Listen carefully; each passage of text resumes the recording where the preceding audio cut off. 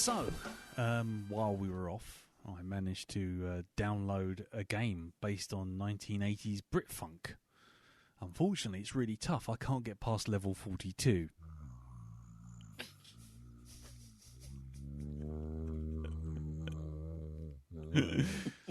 Oh, not good enough. Not good enough. Okay. Well, I saw in the news that the government of Egypt has instructed the city's taxi drivers to drive around Cairo sounding their car horns. It's hoped that in the return to the familiar city sounds will help restore peace of mind following the pandemic. Operation Tutankhamun will be started next week. Oh, fuck you, man. Just fuck you. All right. Guys, I suggest next week we just laugh at the first one. Yeah, see, Elton's got the code. The first one. Will he go away if we do that? Will he vanish? You better hope not, because I'm the one doing the recording.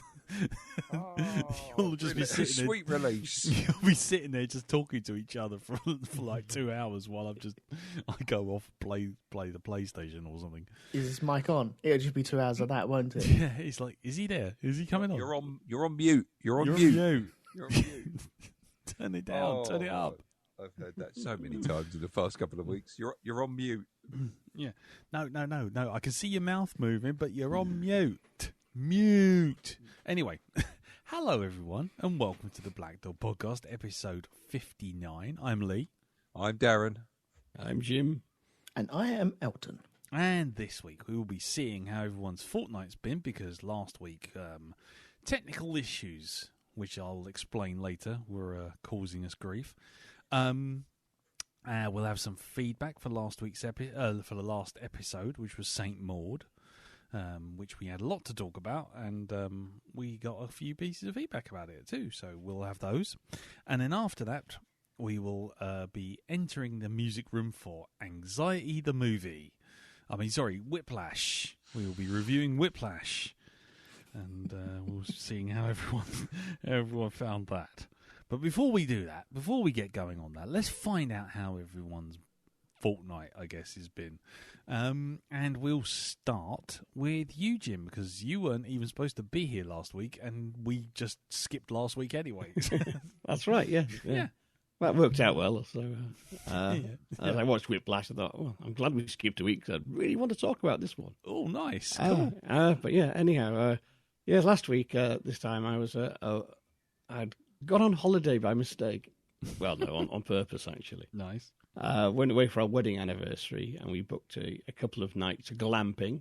Mm-hmm. A nice little site, which is literally half an hour door to door from our house, but literally just down the road.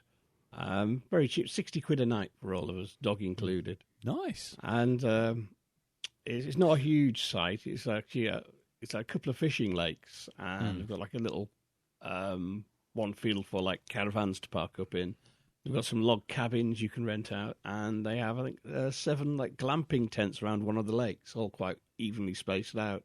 Nice. That was nice. Nice big bell tent with a proper bed in it, and chest of drawers and stuff like that. And then you have a second tent, like an open tent, which had like, sofas and armchairs, a fire pit, a barbecue, and a gas ring.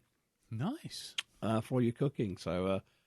And they had a little shop on site where you could buy charcoal for the barbecue and logs for the fire pit at very reasonable rates, I must add. Mm-hmm. They had their own chickens there, so you could buy your own eggs there as well from the chickens. Nice. Yeah, proper literally free range room, not like just bigger case than normal bullshit. 6 free range eggs for £1. Nice. It was really good, really nice people who run it. Just a beautiful spot on this just gorgeous little lake, and it was absolutely lovely just to be away for a couple of nights. First time in a long time. Cool. We picked it because it's the first time we were going to go away with our little dog, and we didn't know how she was going to sort of handle being away from home. But she absolutely loved it. Loved being outdoors all the time. Had one speed, romp, to go everywhere. And getting to sleep on the bed with Mammy and Daddy in the tent was amazing. And soon found she could actually take up most of the bed, amazingly for a small dog. Yeah, they have that ability to, nature abhors a vacuum. Spread out, it's like a puddle. Yeah. Nice. Cool. That was lovely. Yeah. No, that was lovely. Unfortunately, literally the day after I came back, I came down with some sort of a horrible infection. And you can hear me sounding a bit croaky because I've still got it. I mean, basically full of catarrh, sore throat, bad head. Not like lay you down flu, but just kind of that kind of a cold where you cough all night, so you're just tired all day. And just kind of, it's the cough's easing off now, but I've still got to say a bit of a sore throat, which is been a bit of a slow return to work, shall we say, being a podcaster. Yeah. And doing my other house renovation job was going, that's not happened because I've been absolutely knackered. Yeah, being a house full of paint fumes, not a good idea. No. But, but I mean, I was actually kind of coughing a lot and just like getting hot and cold. But, best go get a COVID test, which was negative, thankfully. So both tested negative. But apparently a few other people that I know in the family who I've not actually been in contact with have come down with the same thing. So there's something doing the rounds. But if you're worried, though, folks, go to your local chemist. You can get a COVID kit and do your own tests at home, which are pretty good. I mean, I went in to the chemist and they go, have 2, please. And I got them and then realised that in each kit box you get 6 tests. Oh, Christ. I assume it's just one, one for me, one for the wife. So now we've got, if you're short of a test kit, I'm your man. I was going to say, they probably thought the Waltons were going off for a testing session. Well, that's it. What do you want to do? I said, we're having a family gathering later in the week. Oh, that's fine, thank you. Outdoor wave, sir. I only wanted 2. I've got like 10 extra tests now. Oh, well. Yeah, test myself every other day for a laugh now. Yeah, that's it. Yeah, you can do that as a podcast Patreon special. Jim gets a test. What is it? Place bet now. Yeah, place bet now. 30 minutes later, it's a negative. Nice, cool. Yeah, so all good apart from the infection, all good really. So lovely. Okie dokie. And right, well, I'll leave it there then, I guess. Right. What about you then, Elton? How's your week been, sir? It's been all right, thank you very much. Where do I start? Been watching a new program on Amazon Prime, and I fancied something a bit more light and fluffy than what I was watching with The Handmaid's Tale, because that was getting a bit dark. I did tell you to leave the second season well alone. Give it a month, mate. I know. I wish I'd listened. I was finding it so very hard to get through. I was finding myself doing 10-minute chunks, and that's no way to watch a whole show. So I was like, no, I need something light and fluffy. And I decided on watching. I was saving it for later, but I just was tempted. Clarkson's Farm. Okay. Now, this is Jeremy Clarkson. He has his own farm. Apparently, his farmer has retired, and so now he has decided to take up the farm. I think he just went out and bought a £40,000 tractor and then had to justify the fact that he'd bought this and went, let's make a program around this. Yeah. And do you know what? It's actually quite good. I have always enjoyed. I know he's a very hit and miss with many people, but I've always enjoyed his stuff. Always enjoyed the Top Gear stuff. Always enjoyed the Grand Tour stuff as well. And this is another winner, I'm afraid, for the people that don't like him. It's very, very good. And I'm only on episode 3, I think it is, but. Right. It's got all the normal catastrophes of, well, you shouldn't have done that, but it's all for the screen, isn't it? But it's very good. It's nice, light-hearted. There's a touching moment in the second episode where you're like, and your bottom lip starts coming out, and you're I wasn't expecting this. Why is this happening?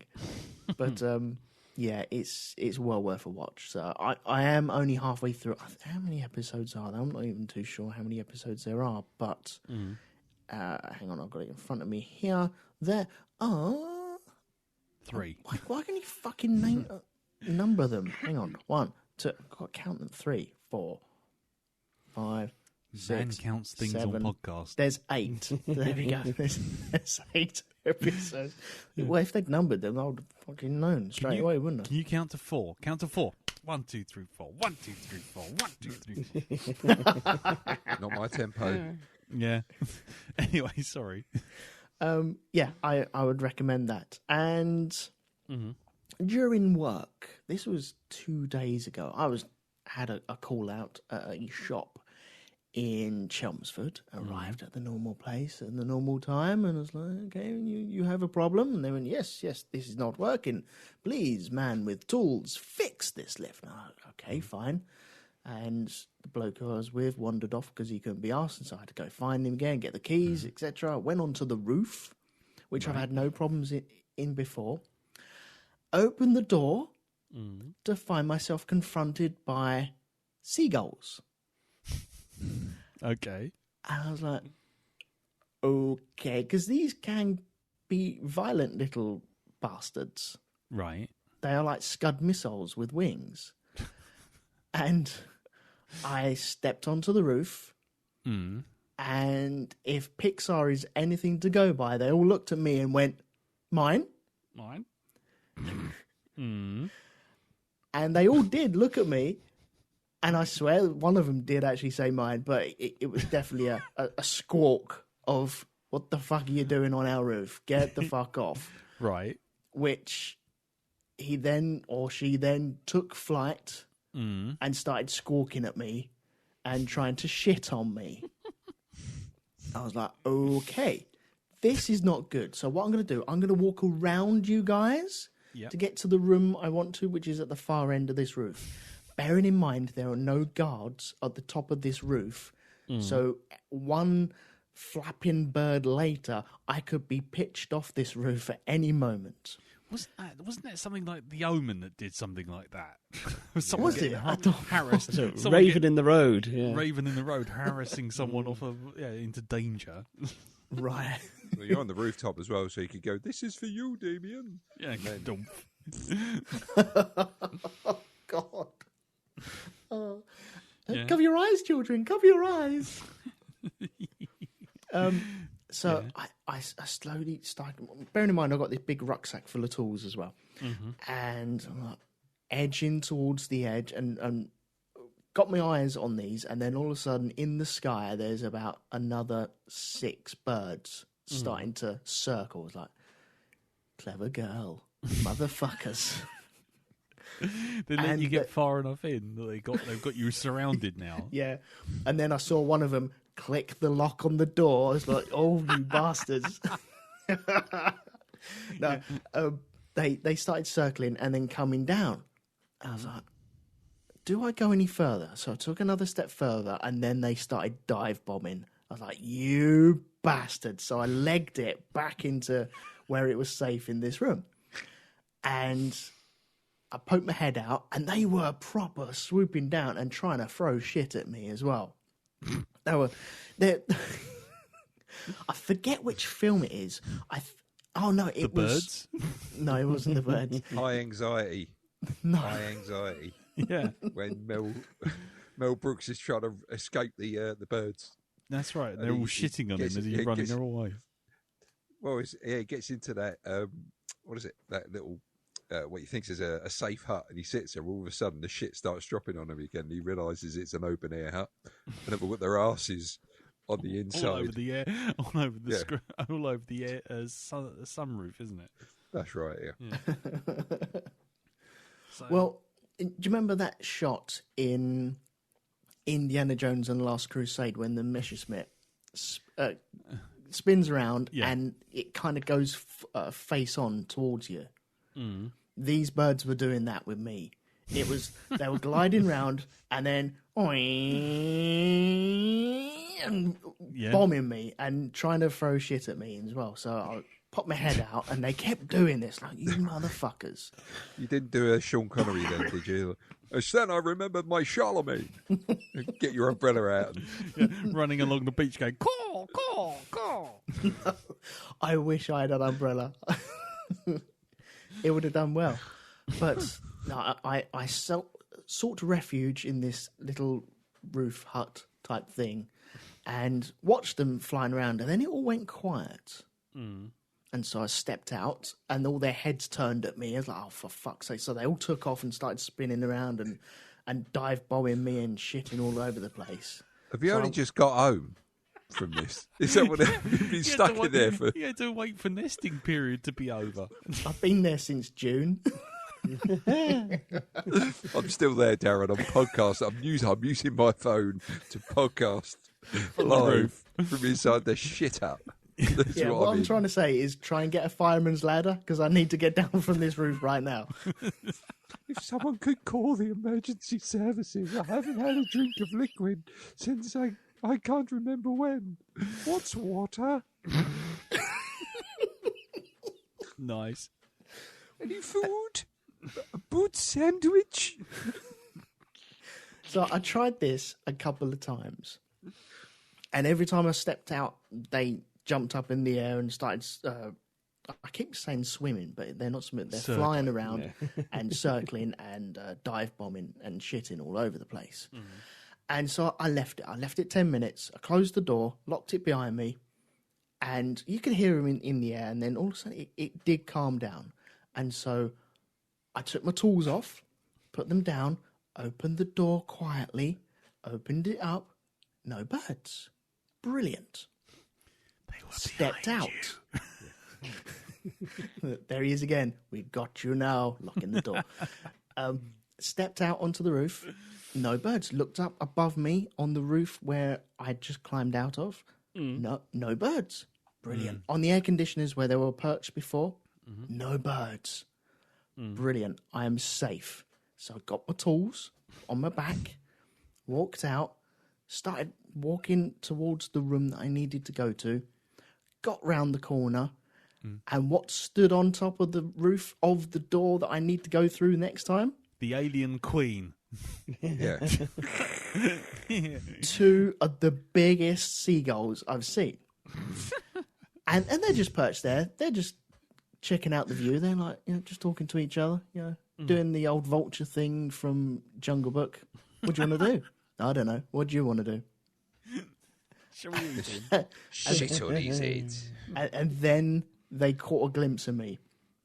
And I've never seen two birds go straighter and truer and faster at a human being than these two fuckers did that day.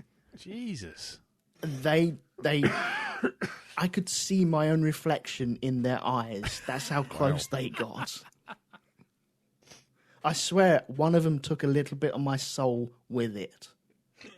It was real close, real fast, and I was like, oh, fuck this. Closed the door behind me. I was like, that's not going to be working today. And then trying to explain it to people. Like, what? Seagulls are bombing you? Yes, seagulls are bombing me. What? No. What? Do you want to go up there? Oh, no. Oh, no, you don't want to go up there, do you, you little fucker? No, of course you don't. Take this motion tracker and some flares. They cut the power, man. They cut the power. How can they cut the power, man? They're seagulls. They'd have to be in the same room. I'm reading it right. You're not reading it right.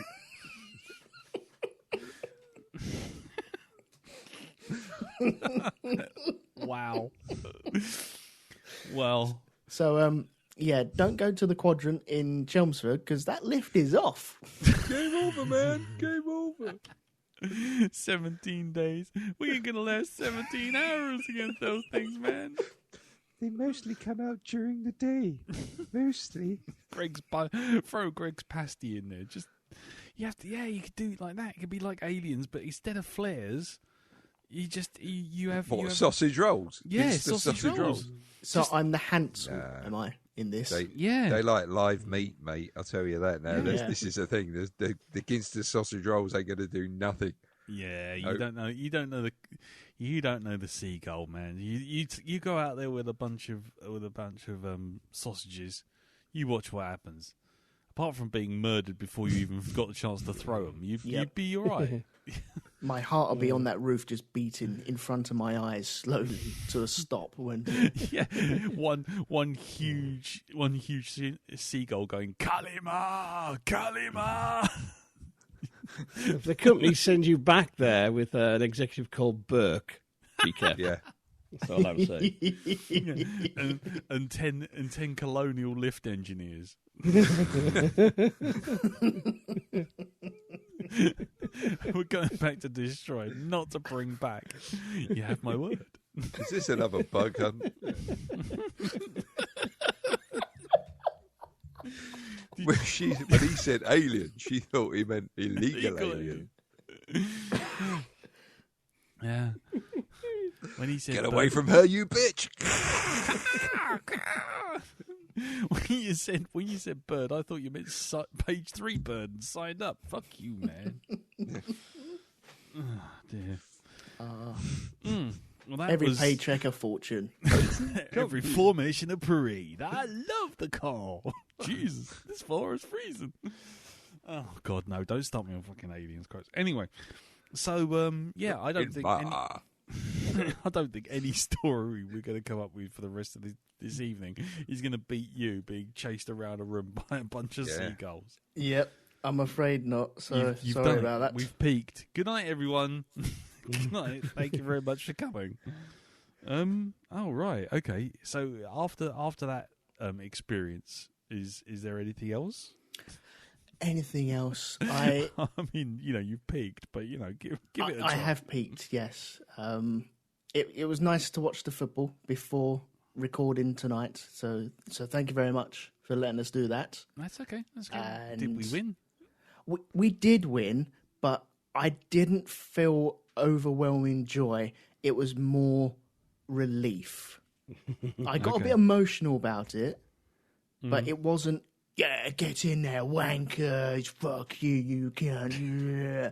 It wasn't that, even though most of the crowd were actually doing wanker signs and 10-year-old kids going, wanker, at the Germans and stuff like that. That's bullshit. That's what I hate about football. It's just scumbags like that. That's a bit of an over-top reaction to loose women, isn't it? Jesus Christ. But I know it's not popular, but wow. Yeah. It was just the relief of everything. It was. I'm still not happy about it. I should be. I'm more relieved that it didn't go the way that we always. I'm surprised you don't know with all your neighbours. By any chance? No, 2-0. 2-0. 2-0. Yes. Is it? Oh, blimey. We scored another one. Mm-hmm. Oh, wow. Well, if you weren't impressed with that, you must have been totally unimpressed with the 1-0 win. What? Did your neighbours not let you know about the score? No, apparently not. Apparently I couldn't hear them anyway. So, yeah. Disappointing. Oh, well. Yeah, see, now they've got to go and hang a picture of the Queen on the wall or something. Now, because they're not showing their patriotism, isn't it? Isn't that the big hoo-ha on Twitter today? About hanging portraits on the walls? I don't know. Oh. I've had enough of Twitter. I tried. God knows I tried. But no. Anyway. Yes. Well, anyway, that was my week's. That was your week. Okie dokie. Right. Well, then we move on to you, Mr. Barnard. How's your weeks been? How my couple of weeks? Well, yes. Like Jim, I managed to go on hollybobs. For a couple of days. Yes. We travelled up north to go and see my son. And say hello. Him and his girlfriend went up there. They've bought this wonderful new house, and it is amazing how much bang you get for your buck where houses are concerned up north in the middle of nowhere. Yeah. It's almost like nobody wants to buy anything where there's like 10,000 miles of fields and no communications to the outside world.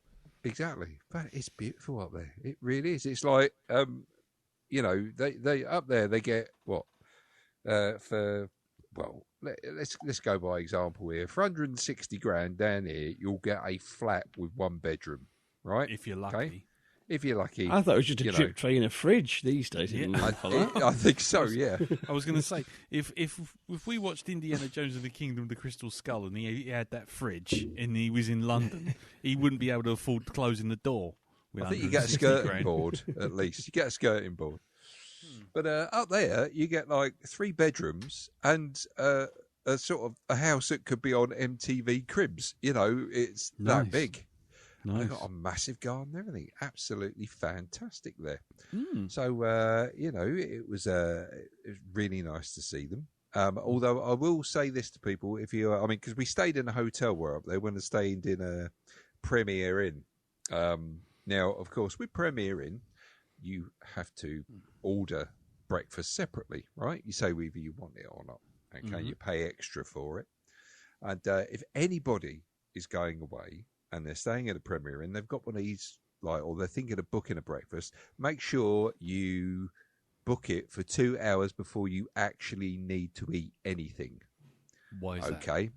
Well, it's because of the COVID restrictions, right? Because whereas in the old days, you just walked in, sat down, got your plate, and then went up and, shoveled stuff on your plate and sat back down again.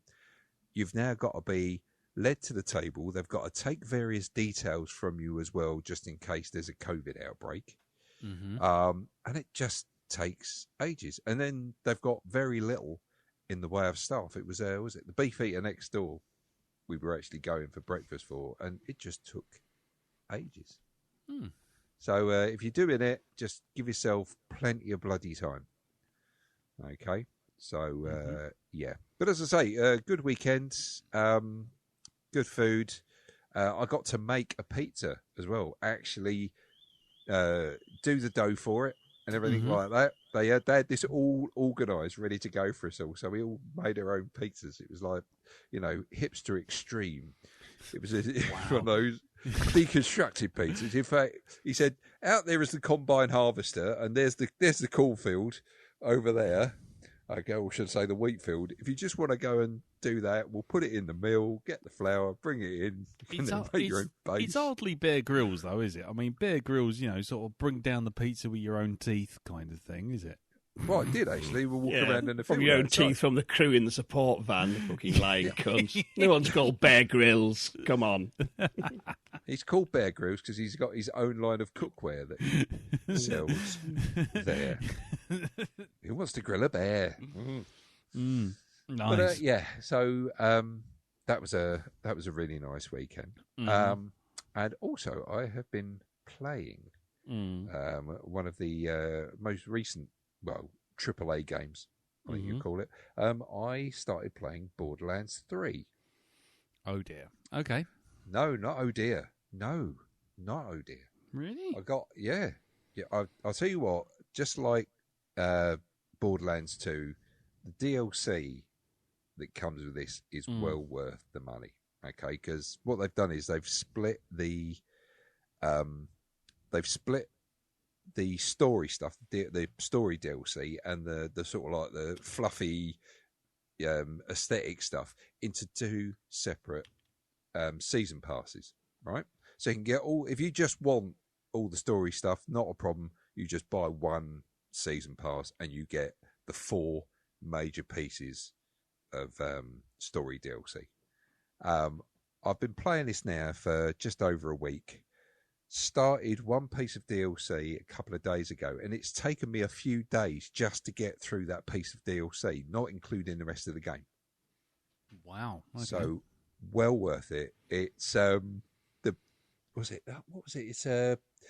it's called Blood Bounty, right? And you go to this planet that's basically they've gone back to the sort of like the Wild West on this planet that you go to, because it's now not confined to one planet. You hop around different ones in the galaxy trying to find the ultimate vault, and there's this ongoing mission to do so. And yeah, you get this, and I'm not joking. I thought this is either Matthew McConaughey or it's Gary Busey that's narrating this, because It's great. You do certain things. It goes, and that's when the Vault Hunter, he found out he could do this, and then shot him in the face. And Has nobody checked to see if Bob Ross has been resurrected?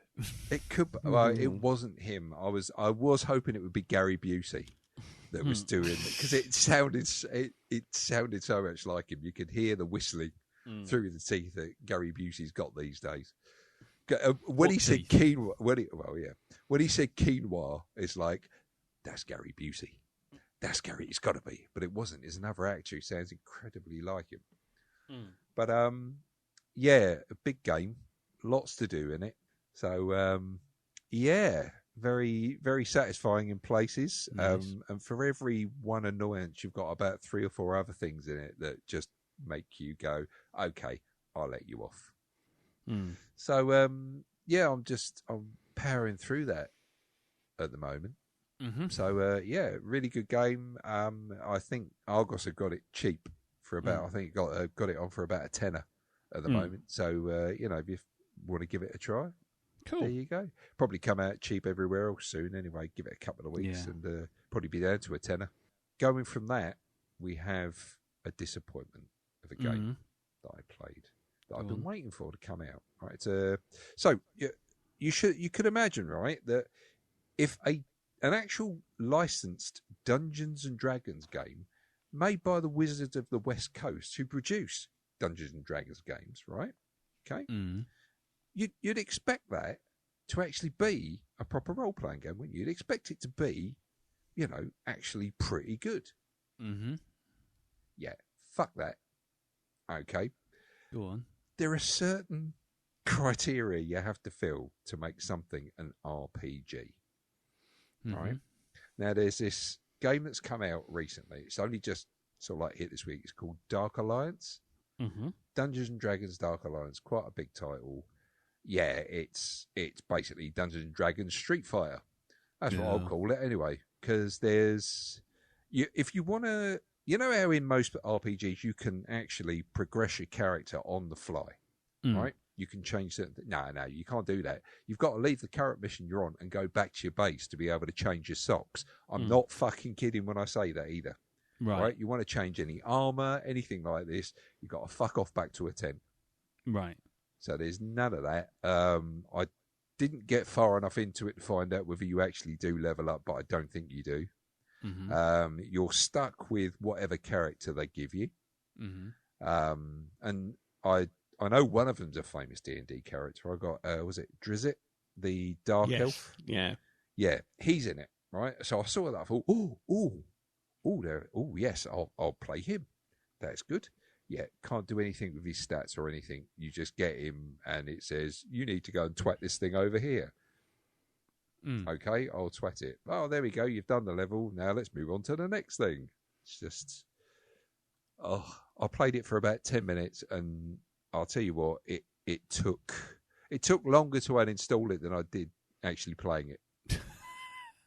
Right. That's how bad it was. So fucking Wizard of the West goes, fuck off. You don't know fuck all about making a computer generated role-playing game. You really don't. There are companies that got nothing to do with that kind of thing who make much better role-playing games than that. So yeah, no, total disappointment. Oh, right. Okay. So there we go. So yeah, Cool. Dark Alliance. Leave it well alone. Walk away from it. But Okay. I'll bear that in mind. Anything else? no. I think that's about it, really. Oh, okie dokie. Oh, apart from tomorrow night. Tomorrow, this is going into the future now. Okay. I'm gonna go and see a tribute band. Okay. Now I'll tell you what. We'll see if you can try and guess who they're a tribute band for. Right when I say the name. Right now, you might need a couple of seconds or a couple of minutes actually to think about this. You might want to Google it. I don't know. But the name of the band is Zinc Floyd.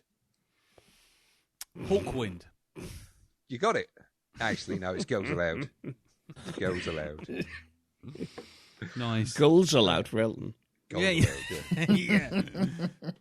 But yes, it's going to be a little bit of a family outing. So it's me, Rhea, Maria, and also Rhea's Right. mum and dad are all going out to this tomorrow night. Nice. So there we Okay. go. I've never heard of these guys. I mean, Nor I've heard of Pink Floyd, and I've seen the Australian ones. Yes, we did. Indeed. We did at Greenwich. Yeah, which was a fantastic open air concert. I did love the way that the Australian Pink Floyd changed the opening to "Wish You Were Here," so that it was all Australian radio programs. Neighbours, everybody needs good neighbours. And I Should Be So Lucky by Kylie Minogue. That's right. On fire. So next week I will let you know how that got on. Indeed. Right. Cool. Okie There you dokie. go. Cool. Well, we'll look forward to that. I'll sort of blast through my week because, to be quite honest, I haven't done a hell of a lot. Mainly because I've had nothing but internet trouble. You see, what happened? Sit down now. Let's come gather around the fire, for I have tales to tell.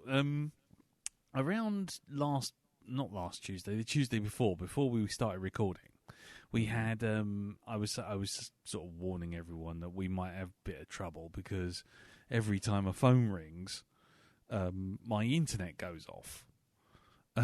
Not just anywhere in the world, but just in my house. And so I had to get a BT engineer to come in and look it up.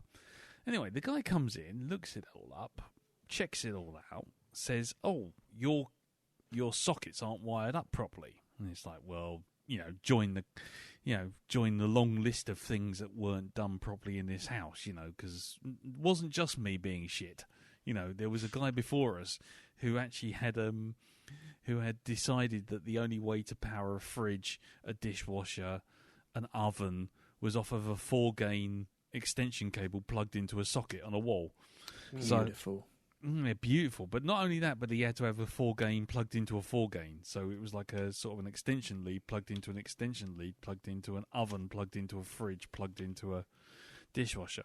So the house is, frankly, a death trap. Anyway, so before I got my hands on it. Anyway, and so this guy goes, "Oh, all your cables are wired up wrong, so there's probably something shorting out there." So he plugs it all, so he sorts it all out, plugs it all in. And then it's like, oh, well, everything's fine and dandy. Anyway, so 2 days later, I'm working away, and all of a sudden, the phone goes off, the internet goes off, Wi-Fi goes off, the router goes off, the whole fucking 9 yards goes off. Everything apart from the power and the TV go off. And it's like, oh shit, what on earth?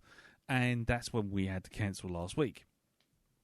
And basically, it turns out, see, I initially thought it was like some engineering works that were going on in the street, which, you could easily make that assumption because it started about an hour after I was like, oh, there's roadworks going on here, and oh, look what's happened. All of my cable connections have gone off in my house.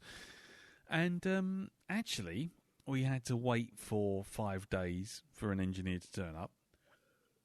5 days? 5 days. Yeah, we waited 5 days for an engineer to turn up. Was this for internet or electrics or what? For internet and telephone. 5 days? Jesus That's Christ. incredible. Yeah, and he turned up, and the thing was, and in the meantime, I'm in panic mode. I've moved all my computer equipment to my parents' house, so I'm having to work at my parents' house because there was just no way I could be off for 5 days. And so I do that, and Carol had to work. She had to rent out an office, one of those sort of WeWork kind of things where you get a desk, with an internet connection somewhere. So she did that, and anyway, this guy turns up. This guy from BT turns up. He undoes the plug socket and goes, the connection socket, and goes, "Oh, everything seems to be working." And he's just about to leave, and I'm like, "Oh, no. I've waited 5 days, and you're not just suddenly telling me that everything's working. Let's come and have a look at this." Anyway, he plugs it. He goes, no, it's all working. Look, your DSL light's on, your phone's working, the tester's showing everything. I'm like, no, check it out. So he ties it all back up again. As soon as he ties it all back up again, everything goes off. And what it turns out is, to cut a long story very short, because it goes backwards and forwards for quite a while, is that basically the first guy fixing our wiring actually broke all the old cabling in the process. All the cabling in this house that goes all the way through to the telephone and everything is like 30 years old. Mm-hmm. And so by pulling the cables around to try and put on a new socket, he's basically snapped the cable elsewhere in the wall about half a dozen times. And only in a certain eldritch combination this cable fucking works. It's so yeah, but this is what we get to, and eventually he ended up having to put another junction box outside my house and then run another cable through the wall into my house to get it working. So it was like, so finally we're working. In the meantime, I've moved my computer and all my gubbins to my parents' house. Now, my dad, not very well, doesn't get around very much at the moment. So, okay, fine, I can just sit in the living room. Oh, sorry, sit in the dining room with the computer on, carry on working. Except, you see, the problem is that also my dad and my mum are slightly deaf. So there I am on Zoom calls and on work and working away. Meanwhile, blasting through the wall like a fucking live concert is Good Morning Britain, followed by Loose Women, followed by who's that orange twat who sells things? David Dickinson or whatever his name is. Yes. Oh God, is he still doing it? Yeah, he is. He's got a whole new format. I've learned more about daytime telly in the last week than I could ever tell you before. Tipping Point, I've had Tipping Point coming through the walls. Then there's Tipping Point Lucky Stars, and then there's repeats of catchphrase, and then there's Top of the Pops focusing on Tina Turner. You know what? I've watched more telly with my ears in the last week than I've ever experienced in my entire life. And the thing is, every time the news comes on, you never hear the news. All you hear is, that fucking twat. Oh, what's he on the news for? It's just like, wow. Do you know what? It sounds like Daredevil trapped in the hell dimension. That's what it is. Yeah, it's Daredevil trapped inside a sort of like bell tower. It's just like, wow. Does it sound like the cooker's trying to start with all the tutting going on?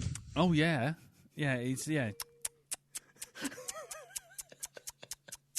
So that's been my week. I mean, the only other thing I've done, because I haven't really been able to get online.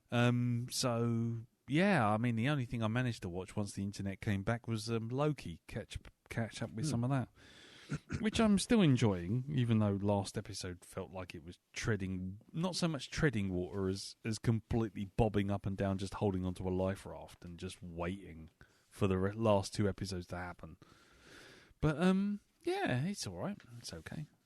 So there you go. Is that what the series are doing now? Because I don't watch all of these series, but do they have like fantastic 2 episodes at the very beginning? I'm finding it with everything that's online now, with very notable exceptions. You'll find with things like Netflix special, Netflix originals, Disney films, Disney Plus TV shows. They do, if it's like 6 long, you'll find that episodes 1 and 2 will make things happen.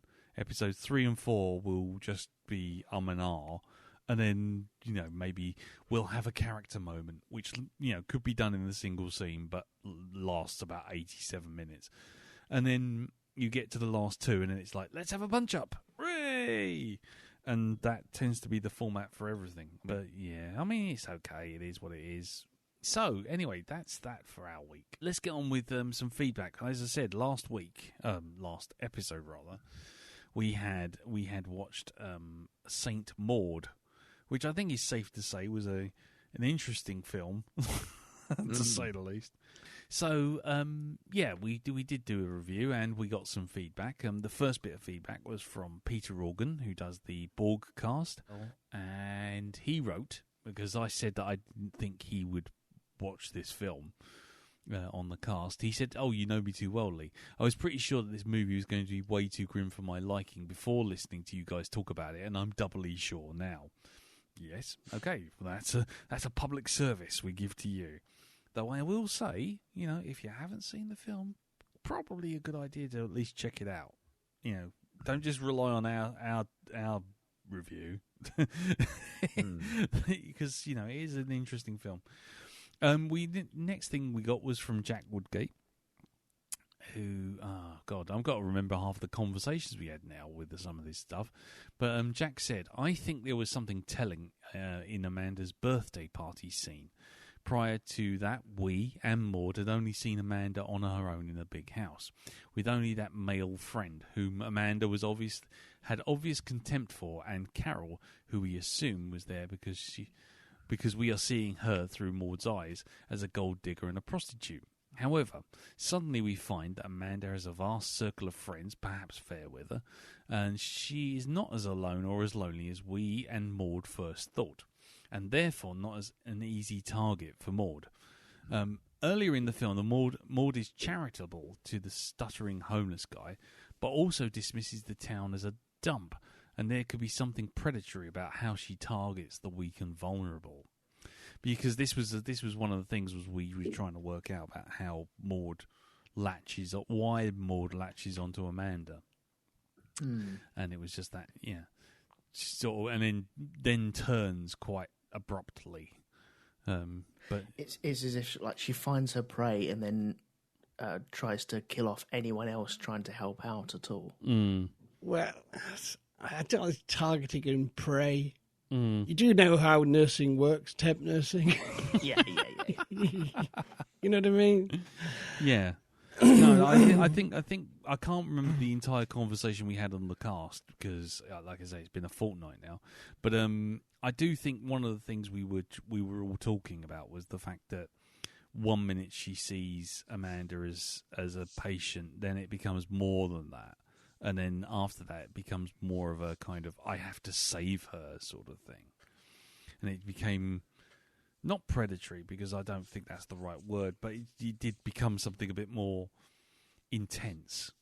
And we were trying to work out what it was about it that she saw in Amanda. But anyway, so that was Jack's thoughts on the matter. Like I say, I need to almost kind of go back and listen to the podcast again, because we had quite a tangential conversation on that whole film. It was quite an interesting one. Which leads us nicely to Keith Calder's feedback.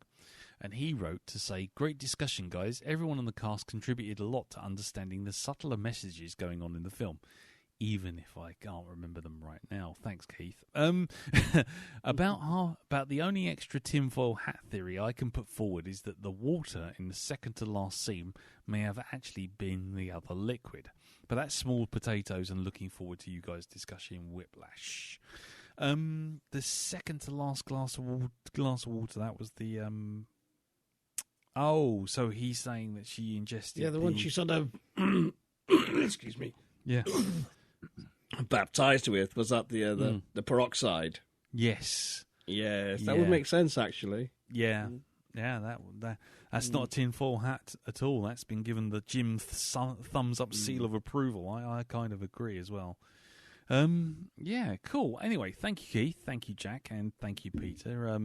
Apologies, I didn't address those points quite so thoroughly, but like I say, it's been like a fortnight. I can barely remember what I said yesterday. If anybody listens to any of these casts and wants to send in any feedback, do by all means send it in via email to feedback@blackdogpodcast.com, or jump on the Facebook group, which is facebook.com/groups/the Black Dog Podcast.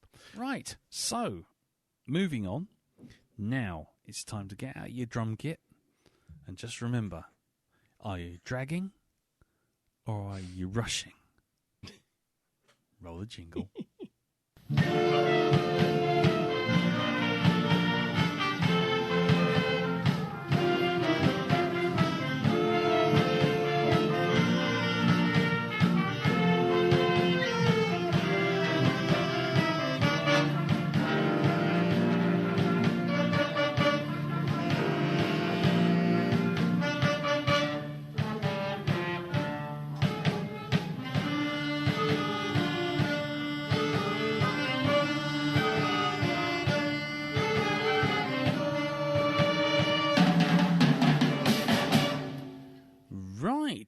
So, Whiplash is a 2014 American psychological drama film written and directed by Damien Chazelle, who some of you may know also did La La Land. It depicts a relationship between an ambitious jazz drummer, Miles Teller, and an abusive perfectionist band leader, J.K. Simmons, at the fictional Schaefer Conservatory. Paul Reiser, another Aliens comment, another callback to Aliens from earlier on, and Melissa Benoist. Is it Benoist or Benoist? Supergirl. Benoist. Benoist. Yeah, Benoist. Benoist. Yeah. I don't know. I'm gonna go with Benoist, but because it makes it sound more fancy. Yes, Melissa Benoist co-star. After Chazelle completed the script of Whiplash, Right of Way Films and Blumhouse Productions helped him turn the 15 pages of script into an 18-minute short film. The short film received acclaim and then was turned into a movie. The movie premiered in 2014 and has won loads of prizes from the Audience and Grand Jury Award, Cannes, Sony, the Oscars for editing, sound mixing, Best Supporting Actor, Best Adapted Screenplay, and Best Picture. The film had a budget of $3.3 million. And now, over to our comedians over here as we try and find out what you reckon it actually earned at the box office. And we'll start with you, Elton. What do you reckon? 3 drumsticks. 3 drumsticks, okay. Jim? One huge bill for a rental car. Yeah. Nice. 1 insurance premium. Darren? Well, I was going to say 3 blood blisters in a car crash. Well, it's a variation on the theme. It's a bit like it is. It's a bit like was it? Price is Right. You see, you've gone £1 higher. You might have won. Yeah. Actually, it had a box office of $49 million off of a budget of 3.3. Wow. Ooh. So not bad at all. Yeah. I as ever, we'll go around the table and we will have a little quick top line review. Elton, this was your pick, yeah? Certainly was, yes. Cool. Lucky people. Lucky people. So, Elton, we'll go to you last because this is your pick. And we'll start with you, Dal. How did you find this film? Just top line. What do you reckon? Top line. Yeah, just generally. Did you enjoy it? What do you think of it? Because we will get into spoilers, and so it's better to do it this way. Yeah, I like the film. I was also, I was very angry through quite a bit of it. Just angry. So, I'll explain that later on. This is not a bad thing to be angry throughout this film either. So, I thought it was very well made. I thought it put the point across very well. It was a very, very cunty movie. It really was. That's one for the poster. Yeah, it's a very cunty movie.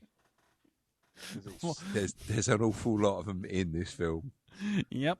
Yeah, not just J.K. Simmons either. No, okay. Yeah, but overall, did you in terms of like it or loathe it? Did you like it? I like it. I mean, if we're talking about was I entertained, did I think that it did its job, and then I would say I liked it. I always find it difficult with films dealing with things like trauma or something bad happens to a person in it, and that's the basis for the film. It's always, do you feel right saying you liked it? Yeah. But yes, if we're going by certain things, yes, I suppose I did. I liked the film. Yes. Right. Okie dokie. Jim, what about you? I really, really dug this movie. Mm-hmm. I said I'd wanted to see this for a while and just never quite sort of got round to it and pulled the trigger on it. And I have to say, if you look at the synopsis, it really doesn't say kind of, right, this is a film that will be completely gripping and electrifying and, just completely command your attention. And I really loved it. I thought it was a superb bit of work and a really interesting sort of left field sort of story. You know what I mean? Of and needs to be better known. I think we need more movies like this. Yeah, definitely. Okie dokie. Right. Well, for me, I'm kind of almost slightly. I'm almost in the same boat as Darren, but slightly different reactions. I mean, I enjoyed the film overall, but I found it was just anxiety 101 pretty much through the entire film. It's like being on the worst roller coaster you could possibly imagine if you don't like roller coasters. It's just like, you know where this is going, you know how this is going to play out, or at least you think you do, and you can't do anything about it but just ride it out. And I loved it, but I also found myself kind of just, I was kind of relieved when it was done. I think it's probably the best way of putting it. I was just like, oh, God. But we'll get into that in a minute. What about you, Elton? I really enjoyed this. I think this is the second, maybe the third time I've seen it. And really enjoyed it, but I have noticed more and more how much I dislike everyone in the movie. It's on repeat watches, you kind of key into the actual characters instead of actually watching the story. Then once you know where it's going and you know which sandbox you're in, you kind of key into certain things. And there are some real nice shots in this as well, especially when they're like tuning up the instruments, etc., getting rid of their spittle out of pipes. And that's so cool because it happens, but it's done in such a graphic way. It's really weird. But the actual characters themselves, I think J.K. Simmons, he rocks it. He rocks every single scene he's in. Yeah. That sometimes is a detriment to the actual movie because when you're not with him, you're kind of wanting him in the scene. Yeah. And when he's not there, it's not quite as good a scene, but does really just shouting at you make a scene. I'm still torn in this. You know, that's something for me to still decide on because am I enjoying him just shouting and abusing the students? I don't know. Should I be? I don't know. Yeah. And then when we're not, am I not enjoying this movie because I'm not seeing the abuse? But then again, there is a method in the madness as well, which you kind of have to appreciate on some level. Yeah. But I don't. That's my thoughts anyway. You know, there's probably teachers around going, "No, you can't appreciate that. You can't talk to children like that or students like that." Well, if they want to be pushed, then they're at the right place to be pushed. They're there to be pushed, and they know what pushing is. So it's one of them. I'm sure we'll get into that in a minute. Definitely, I think the methods and the results are going to be one of those discussion points. I think. I mean, as ever, I will say this up front. If anybody has not seen this film and you're listening to this podcast, just bail on this podcast until you've seen it because, you know, as ever, spoilers are going to be discussed, and frankly, it's one of those films you have to watch, you have to experience. I can't say enjoy, experience is probably the best way of putting it. But cool, okie dokie. Well, let's start pretty basic. I mean, we've all seen these kind of musical films, right? You know, the kind of rising star, the prodigy who kind of has the power and, you know, the inspirational teacher that leads them to greatness. I mean, this film here, this Whiplash, obviously does turn that on its head. But do you guys like those kind of films? I guess is probably the way to put it. Is because it's one of those tropey movies, like sort of Time Life kind of Hallmark movies of kind of like, oh, he comes up from the ground and makes it as a fantastic the best musician ever seen. And I mean, how do you feel about those kind of films anyway? I only want to do this because I want to get when we start getting into how the shit goes down. But yeah. what about you, Stal? I mean, how do you feel about those kind of films anyway? It depends on how it's delivered. It's all in the delivery, basically. Or as Frank Carson used to say, it's the way I tell them. And I think this is delivered really well.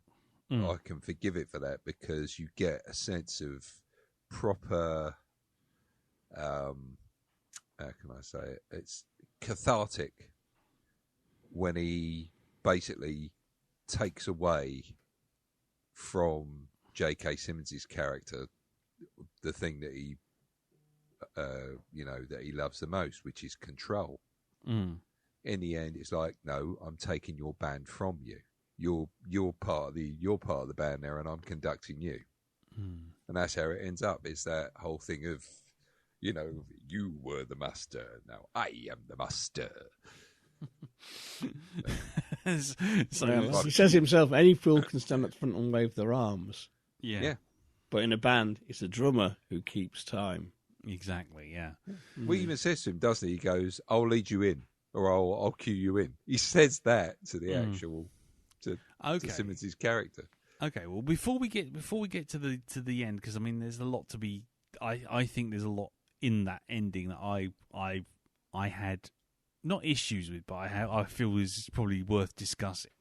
Well, let's start towards the beginning. I mean, how did you find the main character, the Miles Teller character? Because for me, I have to get past the fact it's Miles Teller. I don't like him as as an actor. I was wondering what he's going to say about him. Yeah, I'll get to him as an actor in a bit. But I mean, how did you feel about the characters? I mean, did you feel like you were with him, you empathised with him, where he was going, or how do you feel about that? He was a very awkward character to begin with, and for him to be manipulated to the point where he started becoming really nasty. I mean, that it's the whole thing of it's Miles Teller being Miles Teller again.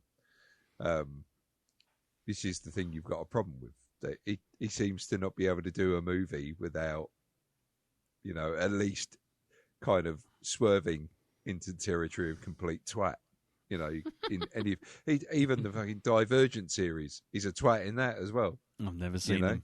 Seen him. Never seen that. Right? Okay. If you do, you'll see him in there, and he is a complete and utter twat in those. But he is dyed in the wool twat in there, which worries me because he's in the new Top Gun movie, isn't he?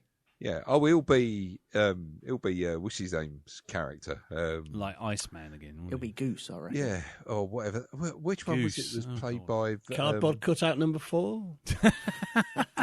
Fucking hell. Was it that? What's the bloke's name who he played Batman as well? He was in Val Kilmer. Val Kilmer, yeah. Iceman. He's going to be, isn't he? Actually, isn't he Iceman's son in the new Top Gun? No idea. I don't know. No idea at all. So he is a new Val Kilmer then, acting wise. He is the new Val Kilmer. I think that's a little unfair. We've watched The Island of Dr. Moreau. Come on, let's rein it in. Well, I'm not his biggest fan, but let's not start chucking that kind of shit around. The poor bloke don't need that. I mean, okay. What about you, Jim? How did you find the character himself? Beyond the actor, how did you feel about him? That's one of those things. On one hand, see how he is unlikable, but I think the film shows you enough about his backstory. You can put together why he's like what he's like, why he's so driven. I mean, I'll even go further because me and Teresa touched this after that scene with his dad being effectively bullied by his older wanker brother and their booking retarded sports culture, knuckle-dragging moronism approach to life. I can see why his mother fucking left. And I can see why he wants to do something that matters, not this booking. Literally, I mean, I'm not using the word retarded. Literally is retarded. that whole family are trapped in a high school mindset of being top jock and being Mr. Popular and all that kind of corrosive fucking bullshit that the American high school system excels in producing. Not that British schools don't have their own problems as well, but we don't have that same particular culture of being popular. And, you don't get a free pass at university if you're good at kicking a ball around in this country. You get it because your dad's an investment banker.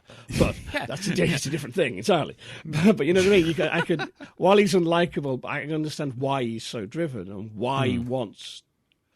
It's not about being the best. It's about being remembered, about doing something worthwhile more than this tedious, petty bullshit. And, literally he's almost kind of a bit sociopathic. But, a lot of very driven people are like that. You know what I mean? If, ask any creative person, they can all tell you a story about how when they decided, they want to be a musician, an actor, or a painter, or whatever, the parents need to say, well, that's fine as a hobby, but if you get a proper job and you do that in your spare time, you can build it up. And that's bullshit. It doesn't work. You've got to commit to it to get there. 100%. You don't become successful from tinkering in a hobby after you've done a 9-to-5 job and crushed all your soul out every day. So I mean, I didn't particularly like him, but I didn't have to like him. Yeah, you know what I mean. The film isn't about going, this is the good guy, this is the bad guy. It's not playing those traditional sort of music movie beats, which is pretty much ironically very much the same beats as a sports movie. Your plucky underdog comes good. It's not playing that game. It's telling you a very different story about obsession and drive and talent and how much it costs. Yeah, I mean that's. Yeah, I mean, I'll ask Elton the same question just because I want to get all your perspectives on this. I mean, what about you, Elton? I mean, did I like him?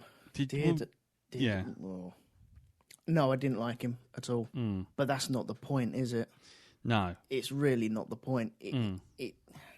I'm not there to like it. I'm there to see his journey and why he's there and how he's getting there and how he gets through. And whether I like him or not is inconsequential to actually how I feel about the film. I think it's more the passion that he has, the drive, what burns inside of him to make him drum 1 million beats per minute and try and get faster and faster and faster. Apparently Miles Teller is quite a talented drummer anyway, which helped in this.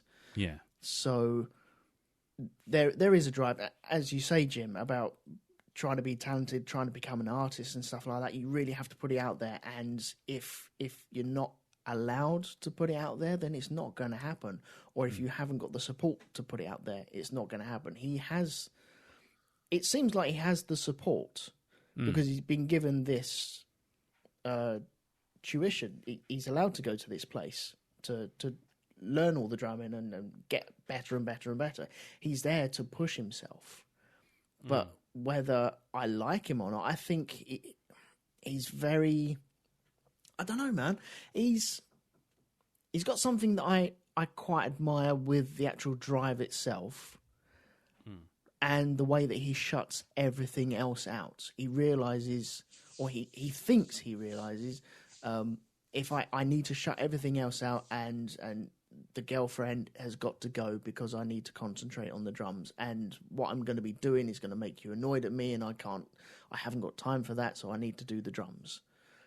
And that, I can admire that for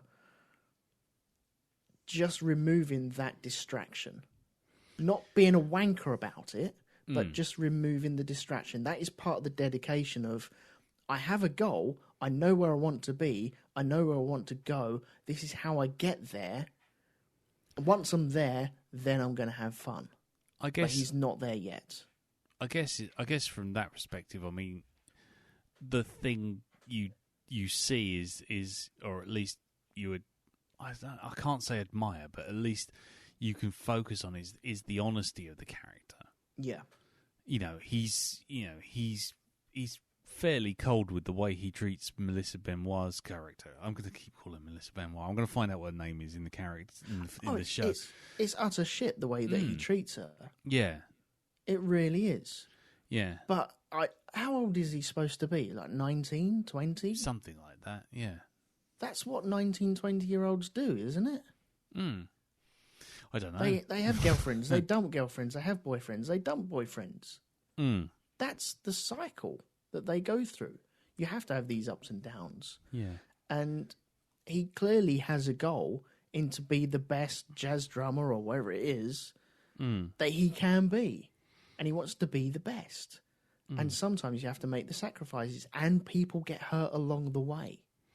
Yeah, I think the reason I was asking this to all three of you was really more a fact of in a film where really the only reasonably nice person in the entire thing is basically the dad, Paul Reiser's character Jim, and then there's and Melissa Benoit's character is Nicole, and in the film, and this is just my reading of it, so feel free to jump in and discuss this because I think it's kind of important. The only two nice people in it are the only two that get essentially sidelined, and I'm wondering whether or not, and this is why I was coming back to him. You admire what he's trying to do, and you admire how he does it, but also there's this whole thing of, well, is one of the messages of the film you can't be a nice person with morals and standards and tolerance and understanding and be a success? Because that was one of the things that kind of came through to me, was that, as nasty as J.K. Simmons' character is, and we will get to him, and as obsessed as Miles Teller's character is, and generally kind of laser focused to the exclusion of all else, those characters are seen as, achieving something. And it's kind of the film's kind of going, yeah, this is kind of what they're going for. This is what they're striving for. They are a success. And yet the only nice people basically get shoved off the sidelines and disappear out of the film for like hours on end. But isn't that what happens in real life? Well, yeah, I know. That's what I'm trying to get to. I mean, what is in many ways, what is the film trying to tell you? Is it trying to say that this is a good thing? You have to be a bastard to be good. Or you have to be a bastard to be successful, in which case, well, what's it trying to tell you with that? I mean, what were you going to say there, Dal? I was going to say it's more like this is the representation of the deal with the devil, isn't it? Or Faust. It's that whole thing of if you want this talent, you have to sacrifice something for it, and it's you being like a decent human being. Yeah, that's it. I think that's what the film is trying to say. I don't know if that is necessarily true, because the film is refreshing in its lack of sort of judgment. It leaves the judgment up to you, the viewer, to see that sort of thing. It doesn't sit there with a kind of condescending eye and kind of go, you see, this is the wrong way to go about it. You can be a good person and still be a success. It does all that, but to me, it was just one of those things that was kind of in there in the background, was that, one of those unspoken elements of the film was, be nice, you're going to fail. There's no room for being nice. No, I think throughout any walk of life, if you want to reach the top, you have to be a bit of a git to get there. Unfortunately. And it's the old saying of nice people don't win. Is that a saying? Good guys finish last. That's the actual saying. My saying is much better, but but it is showing that, and I don't know whether we were trying to, in the actual movie, trying to see if J.K. Simmons Fletcher was a failed. If he tried to get to a certain point, he's there to teach. He wants to find his ultimate jazz drummer. I forget all the names that he'd referenced because I'm not very Buddy up Rich with all the jazz. Bird, Charlie Parker. Charles Parker, yeah. Right. Well, he wants to find.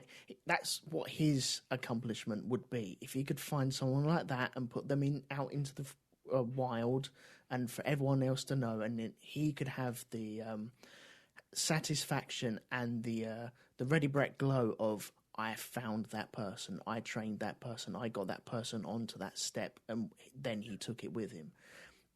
But we don't see him actually pushing himself forward, etc. We don't see his backstory on if he is a failed musician or if he didn't quite cut it at the very top, and that's where all this angst from him comes from. Yeah, I mean, because he does have that. He's shown in a kind of tender side to him. That's the thing. I think with Miles, you don't really get the tender side of him. He's just a bit of there's different grades of bit of a prick as he goes along. He's still a bit of a prick, but he's less of a bit of a prick. Or later on, he's more of a bit of a prick. But with Simmons, you can see when you go into the bar and you can see him playing, he's softly, it's just graceful and it's tender. And then he sits down and chats with him. And you don't see that when he's in his element teaching.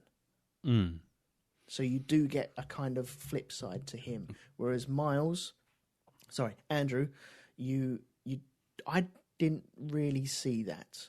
I saw him struggling to get through, struggling to practice, struggling to prove himself, struggling to improve himself as well. And then when he does it, he talks back. He becomes the bastard. He talks down to people. Because he's been spoken down to all the time. Once he reaches it, he starts talking down to. Yeah, once he reaches his own level of competence and self-confidence, I guess. Yeah. I mean, okay. Well, I mean, taking that one step further, if we've all agreed that this film is really kind of nice guys finish last, dedication. Success by any means is success, and that's the ultimate aim of this. I mean, if that's the theme, then, or one of the many themes, does that mean that when you look back on it, despite all the horrible things that J.K. Simmons' character does, that Fletcher does, is he right to do it?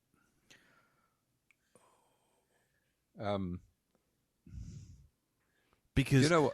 If he was just talking to them and shouting at them, that's one thing. But he actually physically strikes people. Yeah, it's like no. You're already treading a line by fucking shouting at people. But if you actually, hands on, then that's it. You've lost. But you say that, but then there's different ways to abuse someone. I mean, psychological abuse is just as bad as physical. In fact, some would say it was worse. Yeah, but then he's doing two together. He's doing the both. But what I'm trying to say is, if the film's sort of saying win by any means, dedication, absolute is kind of the focus. Focused through Andrew's character. Yeah. Then I'm not sure it is though. I think the film it doesn't have a handy moral to give us. It's showing us two driven people, one at the start of the career, one at the end of the career, who very much actually have a similar temperament and a similar view. Colliding basically in the middle. That's how I sort of read it. Because I think Simmons, my take on his character is that he got so far in the jazz world, enough to warrant a guest billing on or Harding and the Club is playing, but it's small potatoes. And he's become a teacher, and he's decided, well, I'm not going to be one of the greats, but maybe I can find or shape one of the next greats. Yeah, he thinks he's becoming the guy who threw the symbol at Charlie Parker's head. Yeah. Andrew wants to become one of the greats. And the crowning irony for me is that both of them are too fucking pig-thick and arrogant to realise to be Charlie Parker, it wasn't because Charlie Parker's great, not because he could play perfectly on time. It's because he wrote some groundbreaking music, which none of these fuckwits are doing. All they're doing is obsessing over playing other people's music. Yeah. That's the final irony of it for me. If Miles wants to be the fucking next Charlie Parker, he doesn't mean to be dicking around in a fucking conservatory that's going to get him a professional job on the jazz scene in a professional jazz band. He needs to be in a real jazz band, not playing other people's music, writing modern day jazz and getting a record out. That's what he needs to be doing. That's very true. That's a great point. That they've, it's like being I want to be a great artist, but all I'm going to do is take some tracing paper and go around Michelangelo's paintings. I can do it really well, but you know what? I still can't fucking paint on my own for shit. Yeah. What's your take on it, Elton? Well, just going back to what you just said there, Jim. When I was in a band doing gigs, we made we all just decided at the very beginning we didn't want to do covers because if you do a really good cover, you're that band that did that really good cover, and we would rather just do our own, and we felt more comfortable just doing our own stuff. And if you balls it up on stage, who fucking knows? Nobody knows the songs. Nobody knows. That's true. You just look at each other and go, fuck it, this is what it's supposed to be tonight. This is how it is tonight. It's shorter than what it should be. By 40 minutes. Yes. All that prog rock. No, actually, a 3-minute pop song tonight. Yeah. I'm going to do the full collection of works by Yes in 2 minutes on a Bontempi organ. Yep. Exactly, yes. But I forget what I was going to go. Sorry, man. No, I totally lost my train of thought on that one. We were talking about doing your own stuff as opposed to doing covers.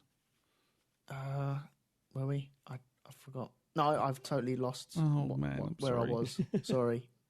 Oh, shit. Oh, no. Maybe It'll pop back to me in a minute.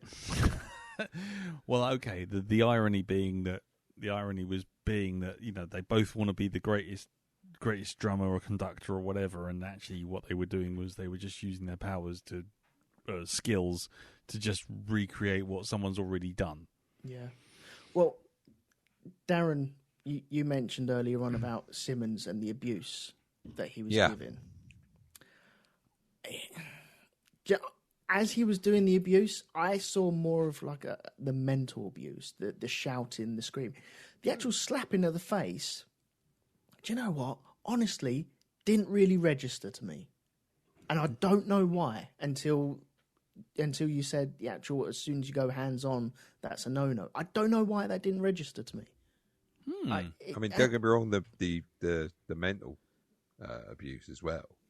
Yeah. It's not, that's not, it's not where you should be going. No. None of it really. If you spoke to any teaching profession, none of what is taught in his class is correct. You shouldn't be shouting. You should be encouraging. You shouldn't be shitting on people. You shouldn't be embarrassing people. You shouldn't be making people cry. You shouldn't be taking the piss out of them once they are crying and abusing them and kicking them off just for no reason. Kicking people off when they haven't made a mistake, but because they didn't know they didn't make a mistake, etc. It's all bad practice. It's all bullshit. But ain't it weird? I just didn't register the slapping of the face. But you can tell each and every one of them members of that band has been through that, because they all sat there still as anything, like statues, because they've all been in that person's shoes being shouted at. You can tell that. okay, well then going on those guys, and maybe just taking that a little bit further, those guys who were just doing nothing, do you think they, as far as like, you know, to glam up the language a bit, but do you think Fletcher treats those as, you know, failed experiments? What I mean is, his aim to, you know, for the whole thing is to continually push someone until they start to push back. Or at least that's how I saw it. You know, that he constantly pushes Miles Teller's character. He keeps throwing shit at him, you know, physically, mentally, generally just thumping him down. And he's the only one out of all of them that puts up with it only so far. Yeah. And you'll notice that when he does that, when he finally turns round and fucking will literally almost, you know, he jumps on him, he's going to strangle him, he's going to kill him. That's right. Yeah. The J.K. Simmons doesn't get up and immediately sort of like, you know, give him a smack in the face or anything. You can see it's that one-sided cowardice there. But is it cowardice or is it success? That's what I'm saying. Is that reaction what Fletcher was aiming for? Do you know what I mean? Because you look at you see the look on Fletcher's face. He's totally taken. He's not used to this, right? This is Miles Teller's character he's an exception. Okay, he's fighting back, whereas all the other ones, you can see it by the way their downcast look when they're in that room. Every one of those blokes has been broken by J.K. Simmons, right? His character. Yeah, they've been punched into shape, and they're not going any further. This is it. They've been abused so much that all the fight in them to try and defend themselves, where this is concerned, you know, when the abuse has been thrown at them, has gone. And they've become like it's like the guy on the drums that Miles Teller takes over from. He's a bitter and twisted little shit as well. You know, can tell he's in panic mode. He is. You can see that when the folder goes missing. It's not even that. It's when he first get in. The way he talks to Miles Teller's character as if he's the fucking dirt on the floor. He just does it from the word go. It's just the attitude. It's not, hey, how you doing? You know, they all welcome do it, to the don't team. they? Yeah. You know, it's because they all fear the teacher more than they actually, so much that they give up being friendly and open to anybody coming into the group. Yeah. They've been taught to. Sorry, go on.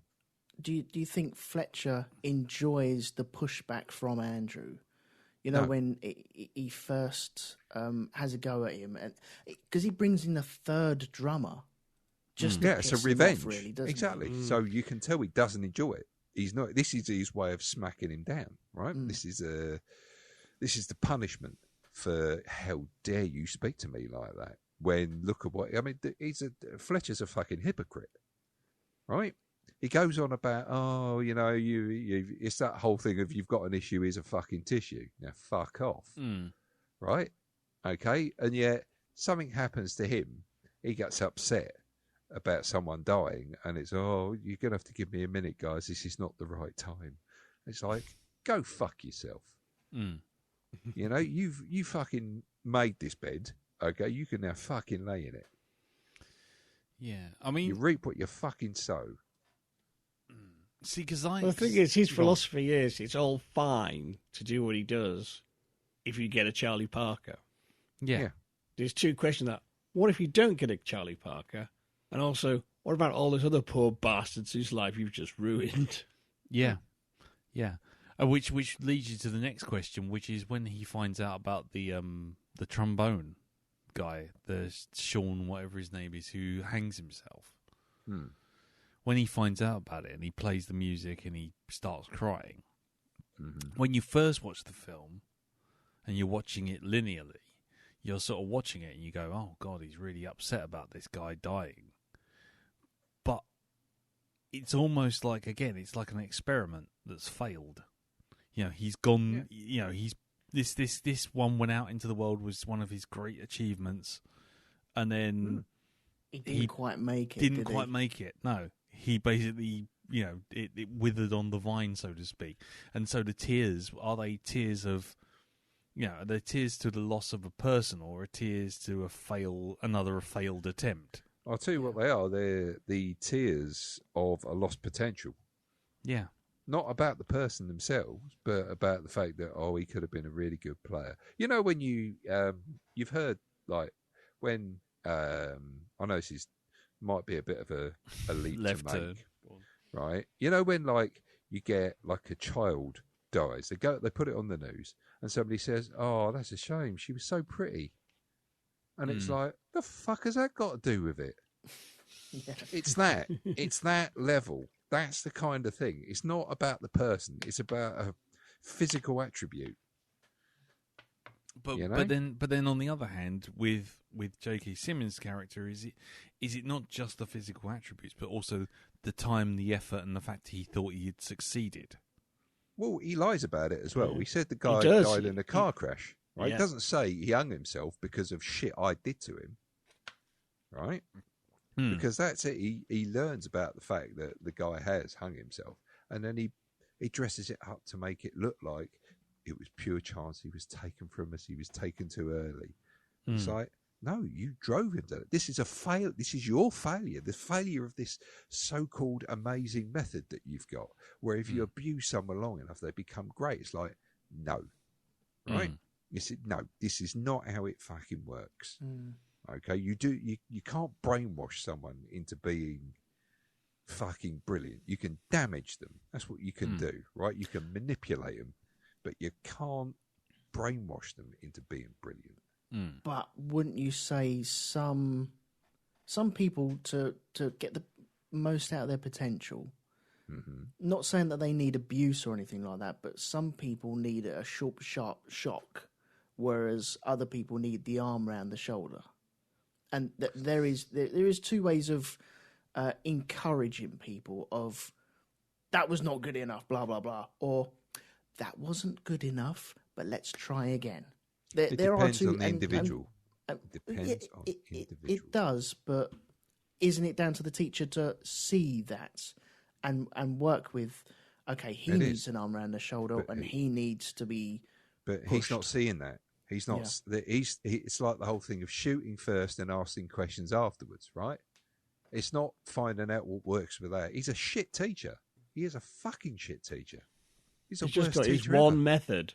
Yeah, and that's it. Oh, and if you don't conform to this, well, fuck it. Oh dear, look, what's that thing from the fucking League of Gentlemen? You know, friends are like pens. If they don't work, shake them, and if they still don't work, chuck them in the fucking bin. You know, that's his method of teaching. That's it. It's that whole thing of, as you say, Jim. He's got this one method that he's relying on. He's not. He's a fucking shit teacher. Good teachers, excellent teachers, know when a child needs to be pushed and knows when to just. It's like a game of poker, you know, when to hold them and when to throw in your hand. Yeah. Well, you're the coward of the county. Oh yeah. You picked a fine time that leaves me loose, Wheel. But it's that.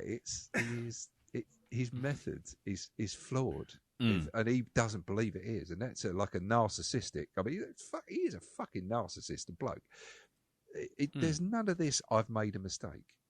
Right? I will not apologise for what I've done. Why won't you? Because you think you're perfect. This is the thing.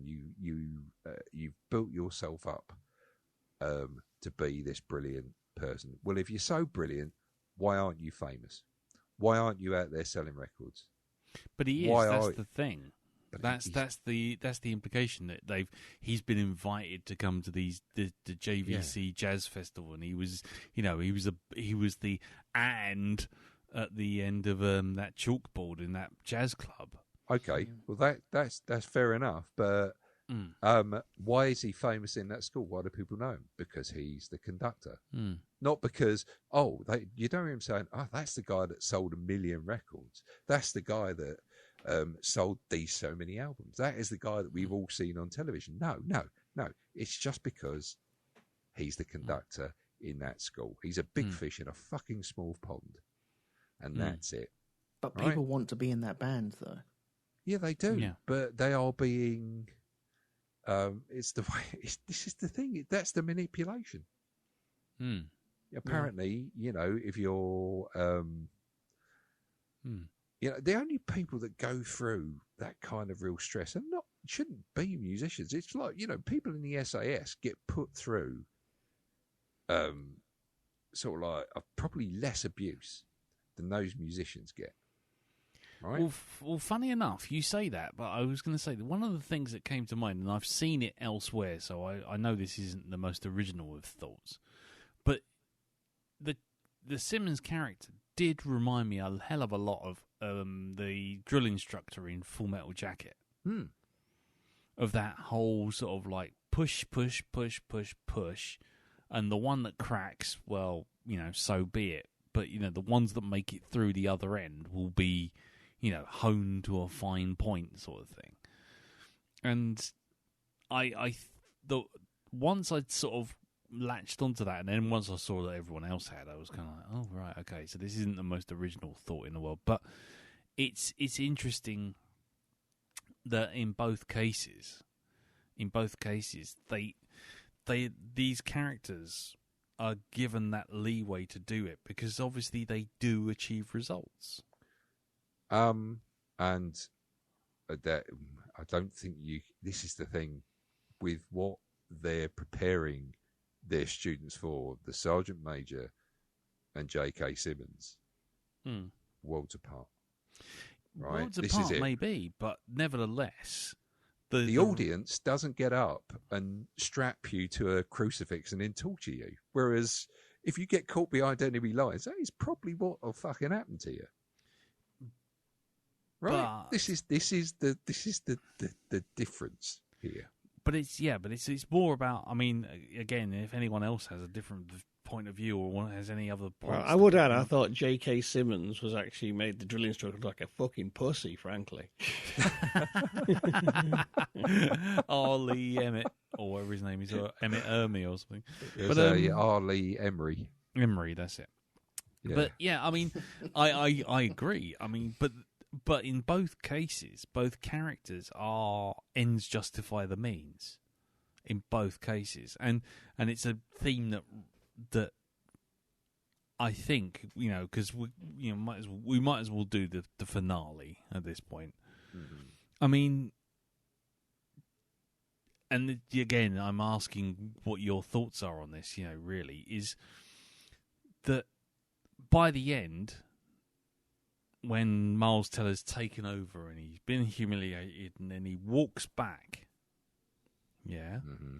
So he goes into that jazz festival. He gets absolutely humiliated. He fucks off. Yeah. And then decides, no, bollocks, I'm coming back. And he comes back and he does that absolutely amazing drum solo. I'm not one for appreciating drum solos, I'll be honest with you, but you got to appreciate what was going on there. Oh God, yeah. But you got to say at that point, was that the metaphorical symbol being thrown at the head? Was that still part of? It was Tanner? revenge. I know it's revenge, but the fact of the matter is, the way that end is presented to me, at least, the Andrew character is not only succeeding, but ultimately, by that last look on J.K. Simmons' face, it is the approval of the character. Yeah, it is. And if he's doing that ultimately that's how the film ends. It goes bang. There's the nod, and it goes bang and out. You don't see anything afterwards, so you're left with this ambiguous ending that literally says, "Well, yes, he's now a very good drummer. Fantastic. He's taken it and run with it, and he's done everything. But he's done it because Tanner's pushed him to do it. So." And the last shot of Tanner is approval.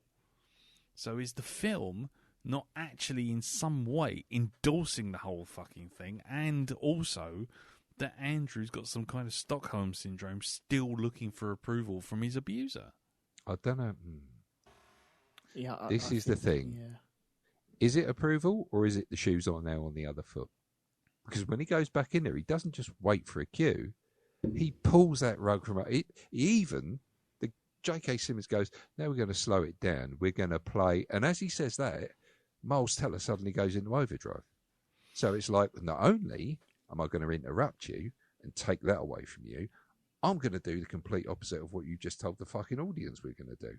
I'm in control now, fucker. Not you, me. Okay. You are now where I was. Okay, I am now you. It's completely switched. Well, remember, moments before that, he's been properly set up by Fletcher as well, hadn't he? He did. He'd been royally set up because it was, okay, guys, we're going to go out into this audience. These guys will remember who you are. They know exactly who you are, where you play, and if you want to be in a band from now on, you need these guys' approval.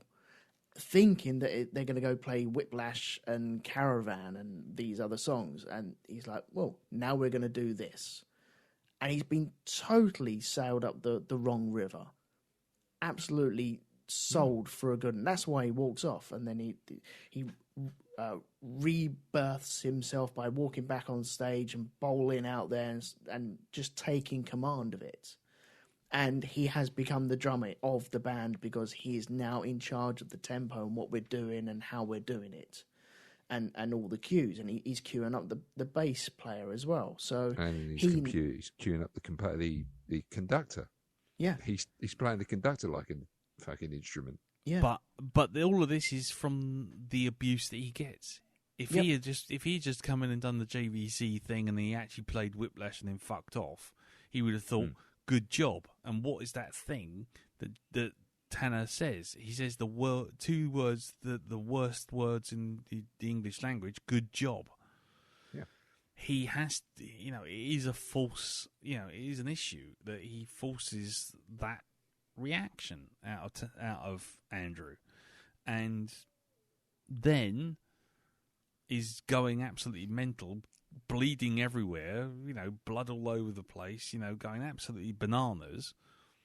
And, and then you look and you get that close up on Tanner's eyes, and it's like, there's the nod, there's the approval. So you come away thinking, or at least I did, and again, by all means, the guys just jump straight in and cut me down, but I came away from that thinking, well, you know what's going to happen after this thing? Everyone's going to clap. Everyone's going to be like, that's the most amazing drum solo ever. And who's going to be standing there with his hand on the bonnet, saying, "Yeah, I did." It was just like with Charlie Parker getting his cymbal thrown at him by Buddy Rich or whatever it was. He's just like, I'm going to be, I pushed him, and you know what? It was the push he needed. He became He became the guy I wanted. And Andrew was doing it for him, looking straight at him. And yes, there was defiance, but it was defiance born of something that Tanner did. Yeah, there's that moment in the last drum solo where the cymbal goes slack. It tips. Yeah. And Fletcher comes along and adjusts it for him with the nods. That is, I will do this for you, sir. You are now an aura in my eyes. This is wonderful. This is working. Oh, I feel this. This is flowing through me. Brilliant. And he adjusts the cymbal and then he starts nodding and it's like, that's approval there. Andrew's doing exactly what Fletcher wants to do, and Andrew thinks he's owning Fletcher, where really it's the cycle is now complete. Yeah, Fletcher's got exactly what he wanted. Yeah, they both. Sorry, I kept calling him Tanner, didn't I? They both have what they want, though, don't they? You saw what he did with the cymbal before that, though, didn't you? Go on. He hit him in the face with it. He hit J.K. Simmons in the face with it. Yeah. While he got close, he went bang like that to it, and it's caught him hit him in the nose. Yeah, but that's the same as what Elton's saying with the slap earlier on. The slap barely registers. The psychological thing is what's the lasting thing here, and the same goes with the cymbal. Yes, he hit J.K. Simmons in the face with the cymbal, but 5 seconds later, J.K. Simmons is the one straightening that cymbal up, and then after that, he's visibly in control, controlling how Andrew slows down the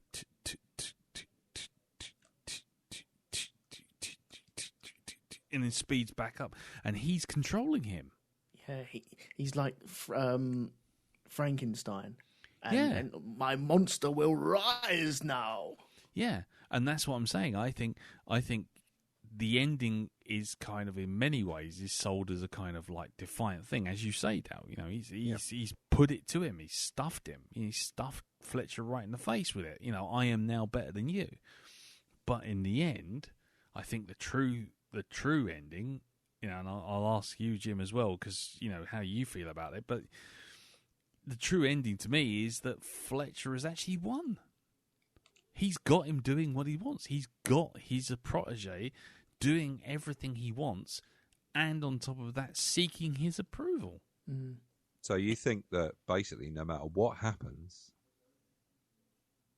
no matter how Andrew reacts to the situation, he wins all the time. Yeah. If he'd walked away, he's broken him. So he's won then. If he comes, so in essence, J.K. Simmons' character is a bit like the Joker, right? Mm. In Batman, because the Joker fears nothing. Right? This is it. You can't intimidate the Joker, and this is a bit like this. You know, if Batman kills him, the Joker's won.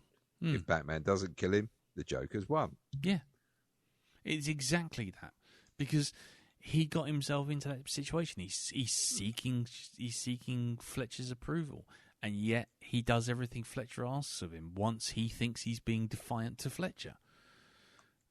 I mean, Jim, we've just bubbled out over the top of this. What's your feeling about it? Well, the thing is, I think Darren's right. Fletcher's mentality is it's a win-win for him whichever way, and that's it's almost like a feature of bully thinking. Is that no matter what happens, it's never their fault, and they're always right, and therefore they always win. There's always a workaround, a way to spin it, and it doesn't matter if it's inconsistent or not, because who the fuck cares? I won. Yeah, you know what I mean. In front of everyone who'll remember you. Yeah. But I think the thing is, what Fletcher maybe doesn't appreciate is that if Andrew actually does get remembered by those people in the audience, who does get signed up and actually does become a jazz great, it's Andrew will be remembered, not fucking Fletcher. Fletcher will be a footnote in a book. Yeah. Yeah. It's kind of so in the end, who wins? You know? Yeah. Yeah. I mean, I guess the thing, and Andrew is a slippery piece of work, and probably a slippery piece of work enough to ensure that if he did become big, Fletcher would never appear as a fucking footnote if he so chose. Because I think one thing we haven't touched on, the missing book. Yes. Oh, the folder. Yes. Yeah. The missing folder. Okay. Did a magic janitor come and steal it? I don't know. Well, I mean, okay, let's go around. Let's get the Baco foil out and let's go for this. What happened to that folder? Do you reckon? think J.K. Simmons got hold of it. Yeah. Okay, so that's one for Fletcher. What about you, Jim? What do you think happened to it?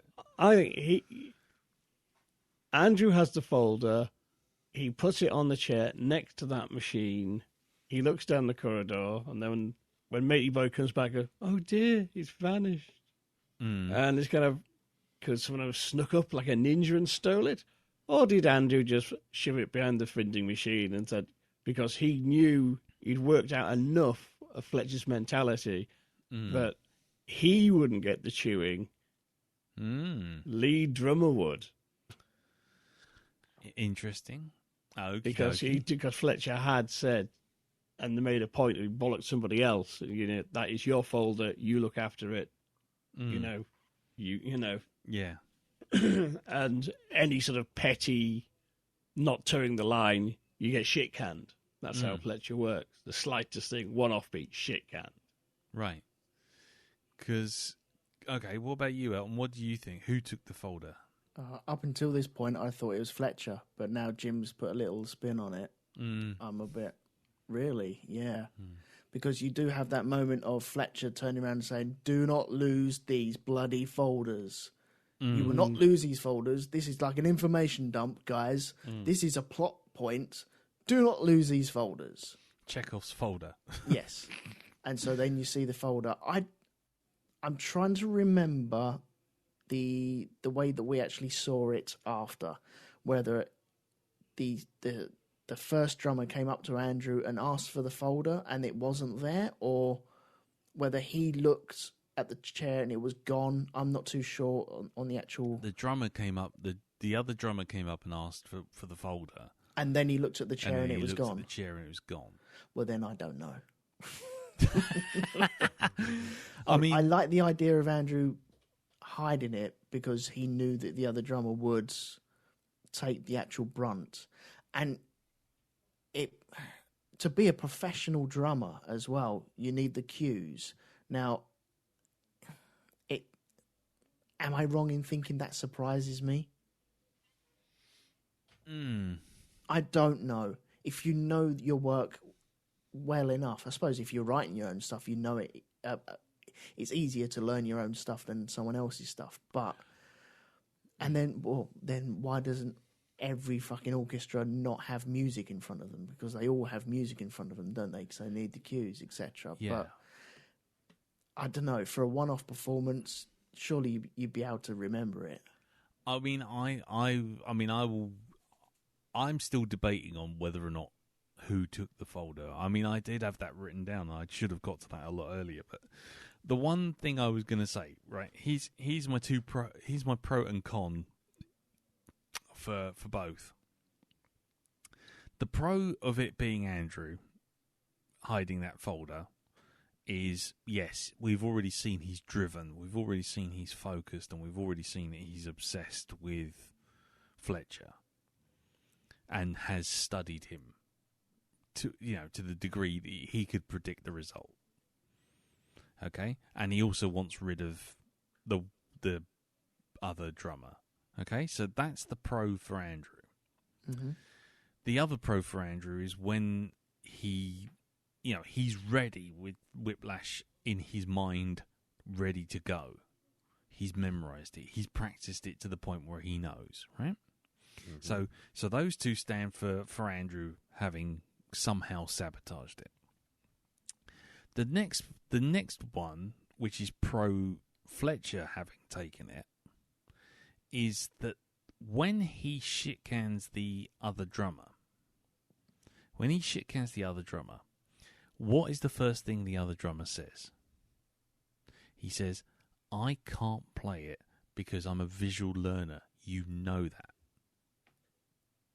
Yeah.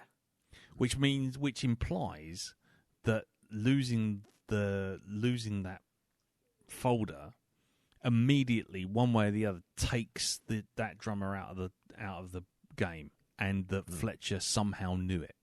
Yeah. And we see at the end, obviously, that Fletcher has fucked about with people's sheets, because he does that to fuck about with Andrew's playlist. So, on the one hand, the J.K. Simmons character is seen obviously as manipulating situations like that already. Plus, we also get that tiny piece of information that he knows the weakness of that other drummer. So to me, that kind of says Fletcher. But on the other hand, the reaction of Andrew, looking when he kind of goes, "Oh, I know it backwards," sort of thing. And that smug smirk that he does just before when the guy's getting absolutely hammered by Fletcher, he's going, "No, it's your folder, it's your reason, it's your fault," and the other guy's sort of pleading his case. And so you go, well, is he being opportunistic, or is he actually setting that up? And that's why I can't come down on either side, because personally I think either one of them could have done it, and either one of them would have got the result they wanted. It works for both, doesn't it? I think it's just up to you deciding at the moment, really. Or it's good. It's Schrodinger's folder. Yeah, it is both. It is both stolen by Miles, or it's lost by Miles, and only by observing the folder. Yeah, I mean, I don't know. It could be either way. Personally, I personally, if you were to put a gun to my head and say make a choice, I'd say it was Fletcher who did it. It would be the Simmons character who did it, because he makes too much of a big song and dance about the whole thing in the first info dump. Mm-hmm. And then the other drummer going, well, I'm a visual learner, I'm a visual player, I can't do it without music, you know that. That, to me, is just like, well, if you know... It's the symbol at the head for that drummer. Mm-hmm. It's like you either go on or you fall by the wayside. Yeah, you're useless to me. You're useless to me know if you can't music. do it. Yeah, you know, it's a weakness. I know your weakness, and if you can't overcome your weakness, that's it. You're another failed experiment. It's just got me thinking about bands now. I suppose like session musicians can just rock up and they're given the music in which they're going to be playing, which is fine. Mm. But orchestras that play again and again and again and again and again surely should know what they're playing. And you go and see a gig and a band playing live for 2 hours. Never have I ever seen Mick Jagger with sheet music in front of him going, hang on, I don't know these words, I've forgotten them. You never see that sort of stuff. No, but in orchestras you do. Yeah, I was going to say, I think there's a difference between an orchestra that plays any piece of music at all compared to a band playing the same 20 tracks for the last 50 years. Which says to me, why hasn't he learnt this music off by heart? He should have learnt this music off by heart. If Andrew, who has come into that band where the drummer's been playing already, the other drummer should have already learnt that music. Mm. He should have. If they're playing the same, let's say they're playing the same 4 songs, it's not hard to learn the 4 songs. It's really not. And if Andrew's come in and learnt them, then really you have no choice but to get rid of that other drummer, because why the hell wouldn't you get rid of the other drummer? Which comes back to the whole thing about obsession and about, which is what Jim was saying. It's all about obsession and about being driven to doing a thing. I mean, the Andrew character has the drive and has the obsession to do this to the exclusion of everything else. Literally just sitting in his room, endlessly practicing and sticking his hands in buckets of ice. I can't imagine the other guys doing that. And that comes back to the J.K. Simmons character's thing of, if you're not that obsessed about it, if you're not going to put up with the shit I put you through, and you're not going to put the time in, then you're useless to me. Which goes back to what I'm saying is the message of the film: strive to succeed, to the exclusion of everything else. Yeah, it's flipping hell, man. It's a tough one. It is. Can I ask then? Yeah. Without going on the abuse side of things. When Fletcher is at his peak and really throwing it at other people, i.e. the first moment that Andrew gets on the drums, he's like, and he does that hand wave of clenching, he kind of clenches the musical notes out of the air, doesn't he? He's like, yeah, no, not quite my tempo.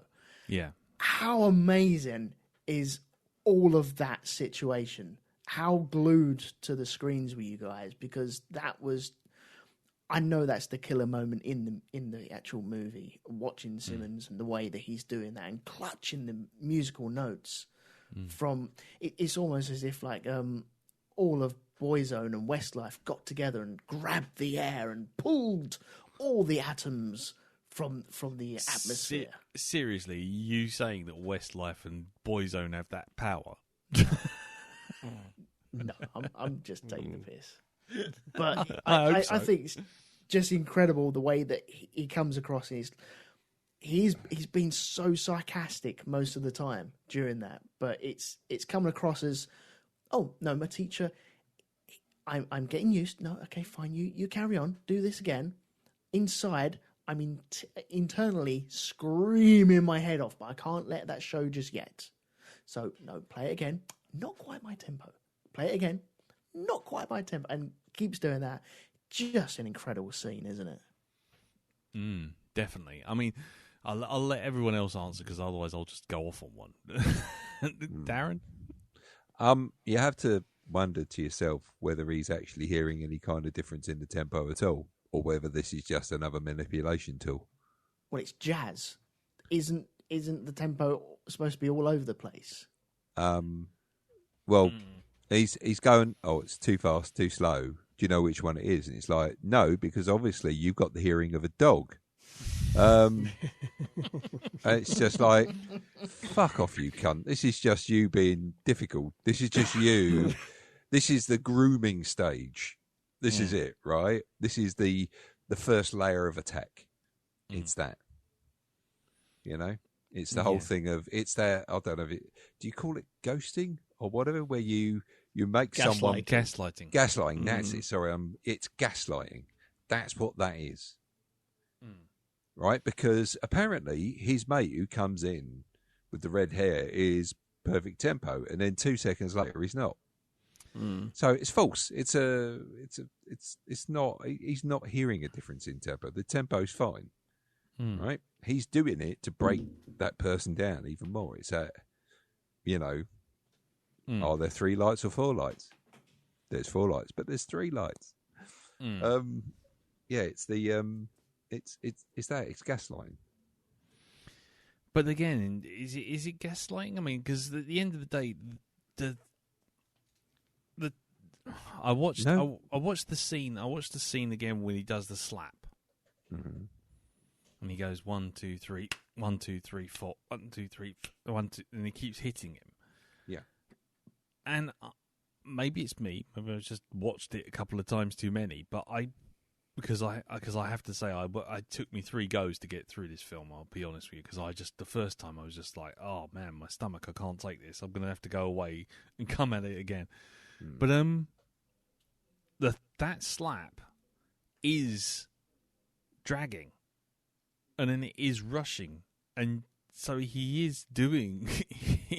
I mean, it's not the best illustration. I'll be honest with you, but the fact is he doing it on the beat of that when it is dragging, or is he? No, he is actually doing it right. That's the thing. That was the thing that got me. He doesn't get the 4 out, so he's rushing, isn't he? Yeah, he never gets the 4. He never gets the whole of the 4 out. He goes 1, 2, 3, 1, 2, 3, 4, 1, 2, 3, 4, 1, 4, and he does that. And every time it's like the slap, and he goes, "So was I rushing or was I dragging?" And he goes, "Rushing." And he goes, "Well, you do know the difference then." So why the fuck were you doing it again? It's that it doesn't matter what answer he comes out with. Simmons will have a go at him. Well, there's that moment where you have like the 3 drummers doing the drum off. Yeah. Where he's working them down to the bone. They're all bleeding. They're all bruised. They're all sweating. You've got the whole band sitting next door waiting. And it just feels that is all for Andrew. It's all there for Andrew. It's not there for the ginger guy. Sorry, I forget his name. It's not there for the original drummer either, because he knows exactly how he is as well. This is all for Andrew and testing him. And what I seriously like about that is you've had all of that abuse. And when I say just the weird movie watching appreciation of it is you've had all that abuse. And then he calls the whole band in to carry on and practice. He's like, there's no rest for these bastards at all. He's like, no, I'm going to work you to the bone, and then we're going to carry on and do our practice. Then we're going to leave late at night, and you're going to be turning up at 6 a.m. tomorrow morning. Yeah. Do you guys all think that scene is just for Andrew? Yeah, I do. I mean, Jim... I do, yeah, definitely. Yeah. I mean, the whole thing is for developing Andrew. That's the worst bit. I mean, when you think about it, it is that whole thing of. I mean, this is the worst example, analogy, but it's like all the Ripley clones in Alien 4. It's like they go through all this shit and discard all these different, Ripley clones because they're not perfect and not doing what they want it to do. So they throw it away and just get another one. Keep going until they get it right. And all those guys, what is really interesting with all of those guys is that the only time you ever hear the other members of the band speak, apart from the drummer, is actually at the end when he starts queuing them up, and he said that disastrous drumming thing, and the guy goes, "What the fuck are you doing? You're getting it wrong." Yeah. And that's the only time you ever hear them speak. They're all just clone drones, just standing there waiting for the instructions. Yeah, there is one moment where it does reinforce what you just said about the clone drone thing. And when the book was lost, and he walks back into the rehearsal studio, and I think the piano player's like, "Don't you go anywhere near my book." Oh, yeah. Don't go anywhere near my book.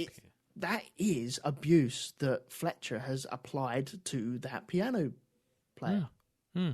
He's had that before. Yeah. Do not lose that book. He's seen it happen before. Don't come anywhere near me and fuck my life up. Yeah. But it's just to me, that was a really interesting thing that you see all the other characters in that. It's a film with like 20 odd people on stage at any one time, and the only two characters that you actually ever hear talk are Andrew and Fletcher. Yeah, because the others have all been beaten down and molded into this kind of competent but not spectacular characters. Yeah, it's strange this time round as well. Watching it, the very first time that Fletcher hears Andrew drumming, that's when the abuse starts immediately, because he asked him to play, and then did I ask you to play? Did I ask you to stop? And the abuse starts immediately because Andrew needs to please. He wants to get into this band, so he needs to please Fletcher, and he wants to be pleased. And he does that son of a bitch thing where he walks off. He finishes, walks off, and he's like, "Oh God," he thinks he's gone. And he comes back in, you think, "Oh my God, he's come back in." No, he's just getting his coat. It's all abuse. All of it is abuse. Mm-hmm. It's all just teasing. It's cock teasing. It's total abuse and manipulation to try and get Andrew, because he can see something immediately. He can hear that down the corridor, how good that is. Yeah. Yeah. I mean, okay, let's just go to the abuse side of things. I mean, we've mentioned the abuse over and over and over again, but why is it that Fletcher, or at least how do we feel as Fletcher as a character? Because I mean, I've seen characters like the drill instructor, like various other characters throughout film history that have been abusive and horrible and nasty and generally pushing the protagonist to sort of move on, and that sort of thing. But why is it that this one feels, to me at least, so human? I mean, he could so easily be just a caricature. He could be the Emmett, Ermy, or whatever his name is, and just be like just a screaming banshee that you're just sitting there watching him just basically yell at everyone. Why is it that Simmons' character, who rightly, I think he got the Oscar, but what is it about that character that doesn't feel like just a straightforward villain? Or does he feel like just a straightforward villain? Is he a straightforward villain? Or is he actually a genuine character / human being? Because to me, he felt real. Is it to do with setting? Because I've never had a drill instructor scream the shit out of me until I start crapping in front of him. I've never had that. I've never been broken down to that bit. But I've been in class. I've been in like musical rooms, etc., and not done what I should have been doing. And even with sports as well, you either shouted at or you're had the arm put around you, etc. I can relate to that sort of situation, whereas like the drill instructor can't quite relate to that because I've never been there. Okay. Jim, do you have any thoughts on this? It's one of those things that I don't like either character, but I think the film, as I said, it gives you enough about both of them to try and work out where they're coming from. And I said before, I see them as kind of two people on the same sort of timeline, but at opposite ends. I could see Miles ending up as a teacher doing what Fletcher's doing, to be honest. Yeah. So what about you, Dale? Because I mean, they're going to come back to that bit with Jim. But what about you? What do you think? What do I think? The Fletcher character, does he feel real, or is he just another sort of caricature villain? I'm sitting there listening to you chat about him. I think he's a very good villain because, like all villains, he doesn't believe he's wrong. He believes he's the good guy. Right?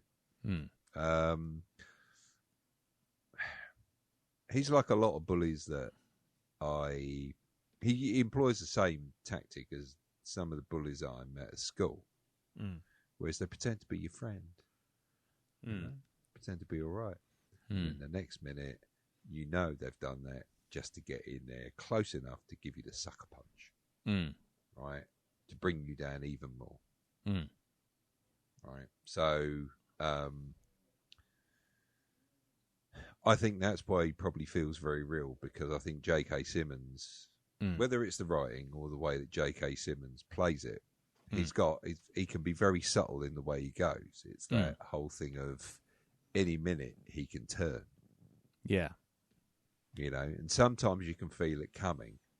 It's that there's something, an inflection, something he does, and you know that, oh, no, this is not going to end well.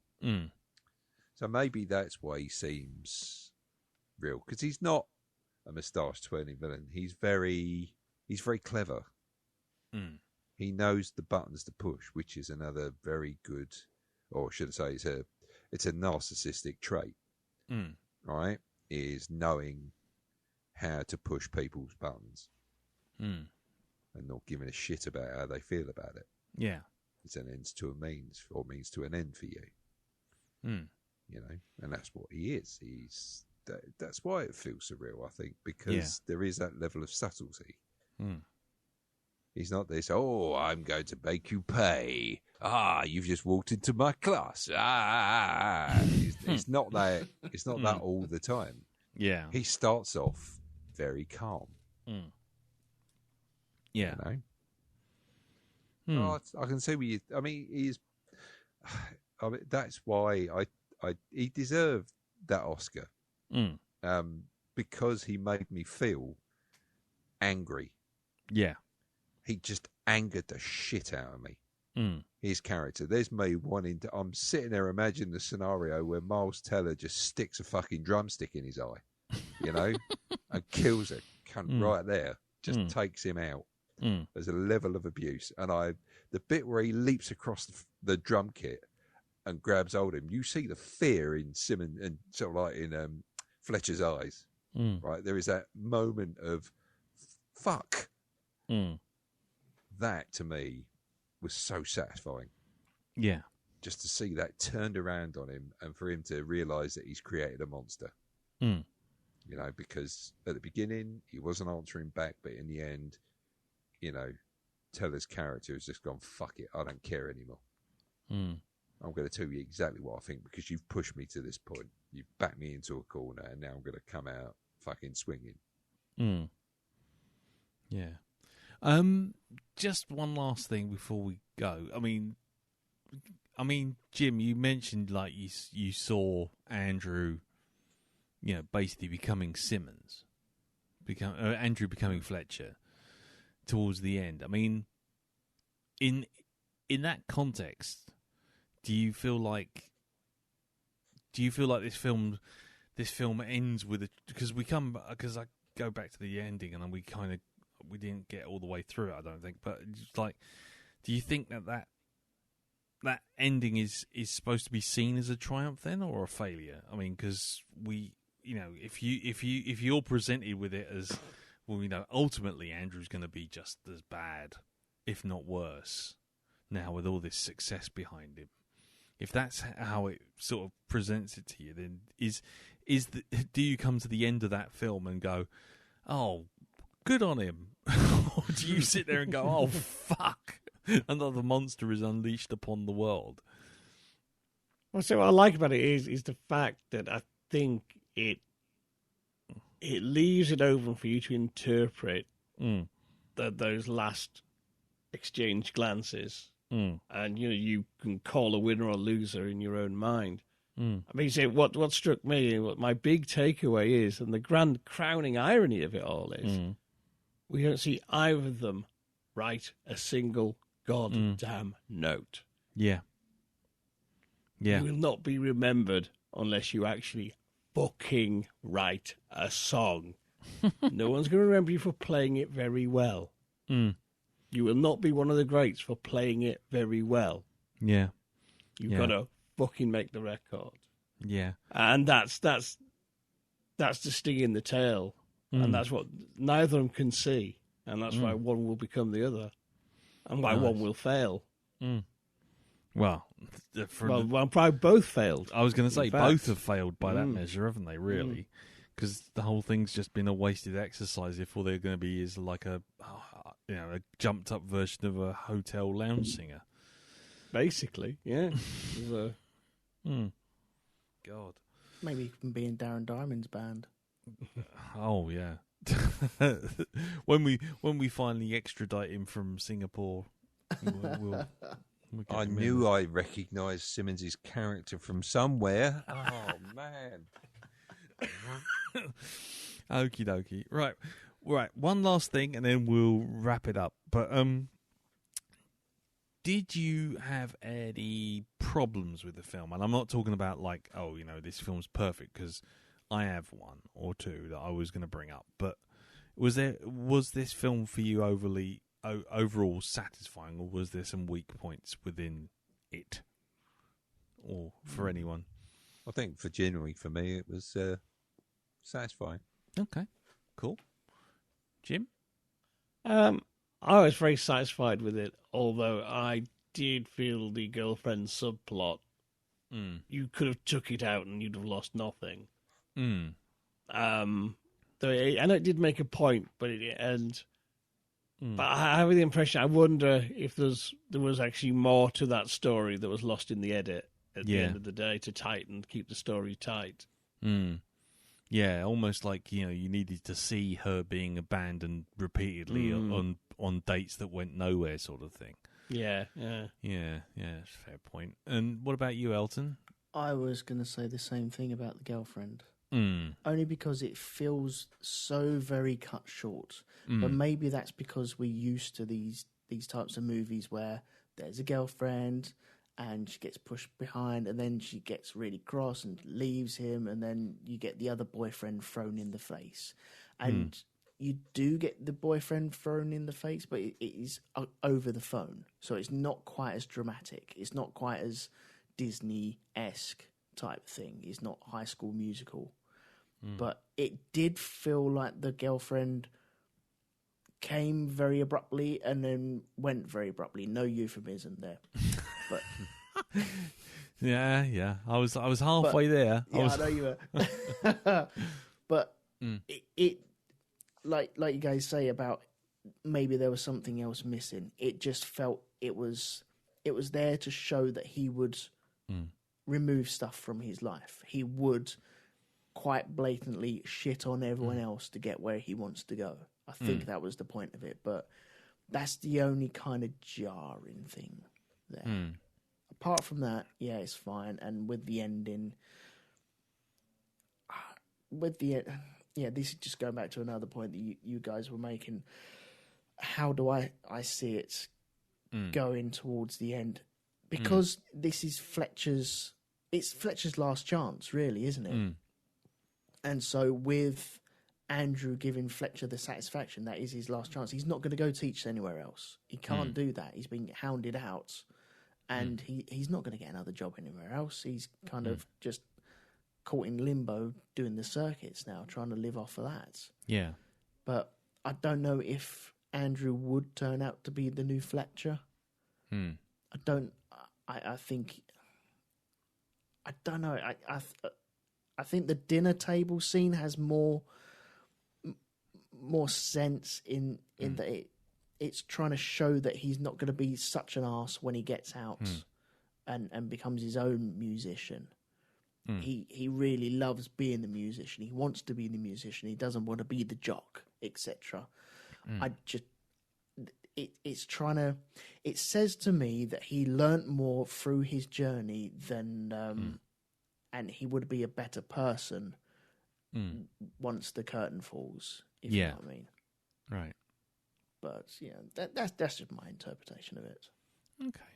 I mean, my one weakness for this film, or one weakness in the film that I observed, was the one thing that I kind of almost wanted brought more to the foreground, was that, and you know, Fletcher uses it a couple of times, but the Paul Reiser character, the way that Andrew sort of says, "Oh, my dad is a writer," then he goes, "Well, he was a writer. Okay, he's working at a school." Oh, he's working at a college. No, actually, it's a school. And that little exchange there with Fletcher kind of implies that there's a lot more about sort of being disappointed in his parent, being disappointed in the person. And I kind of wanted almost to see a bit more of the dad, because I thought that whole thing of someone who was very good at something but then eventually, you know, for whatever reason failed and fell back, is a mirror of what Andrew's trying to do, you know.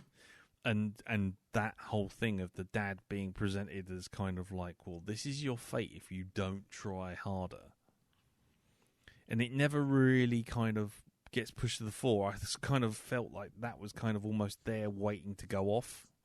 You know, that, you know, the conflict between the dad and the son, because, like, you know, you tried and you failed. I tried, I succeeded.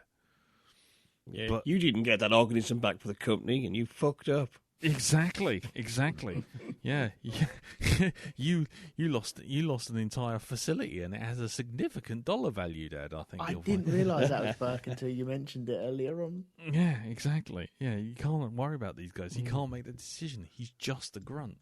Anyway, no offence. No offence. None taken.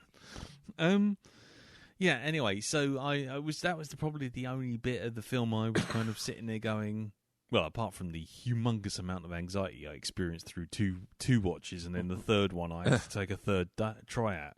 But yeah, no, I mean, that was probably the only weak spot in the film for me, was just that. I mean, apart from the girlfriend subplot, but I was just kind of waiting for that grenade to go off, of sort of like, you know, the reflection of the dad and the son, of being two ends of this, you know, the dad being eternally nice and basically failing, you know, to reach his total, you know, his full potential, and his son going the other way and basically being such an arsehole that he does reach his full potential, but to what end? You know, what has it cost him, I guess.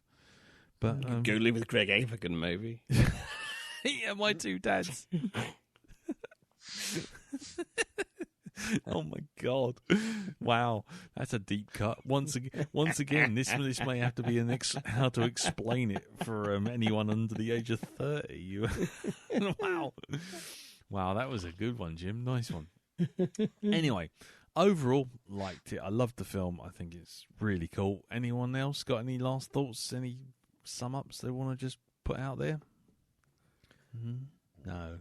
No, I think we've done it. I think we've rinsed it. Okay, fair enough. Right, okay, well, he says, just pulling up the screen. Well, there we go.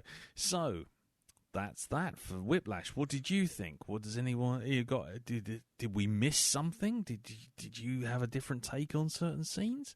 By all means, send in your emails to feedback@blackdogpodcast.com, or you can hit us up on Facebook, on the Facebook group, which is facebook.com/groups/theblackdogpodcast, and just leave a review underneath the episode. So, we'll leave it there, and we will read out any feedbacks next week.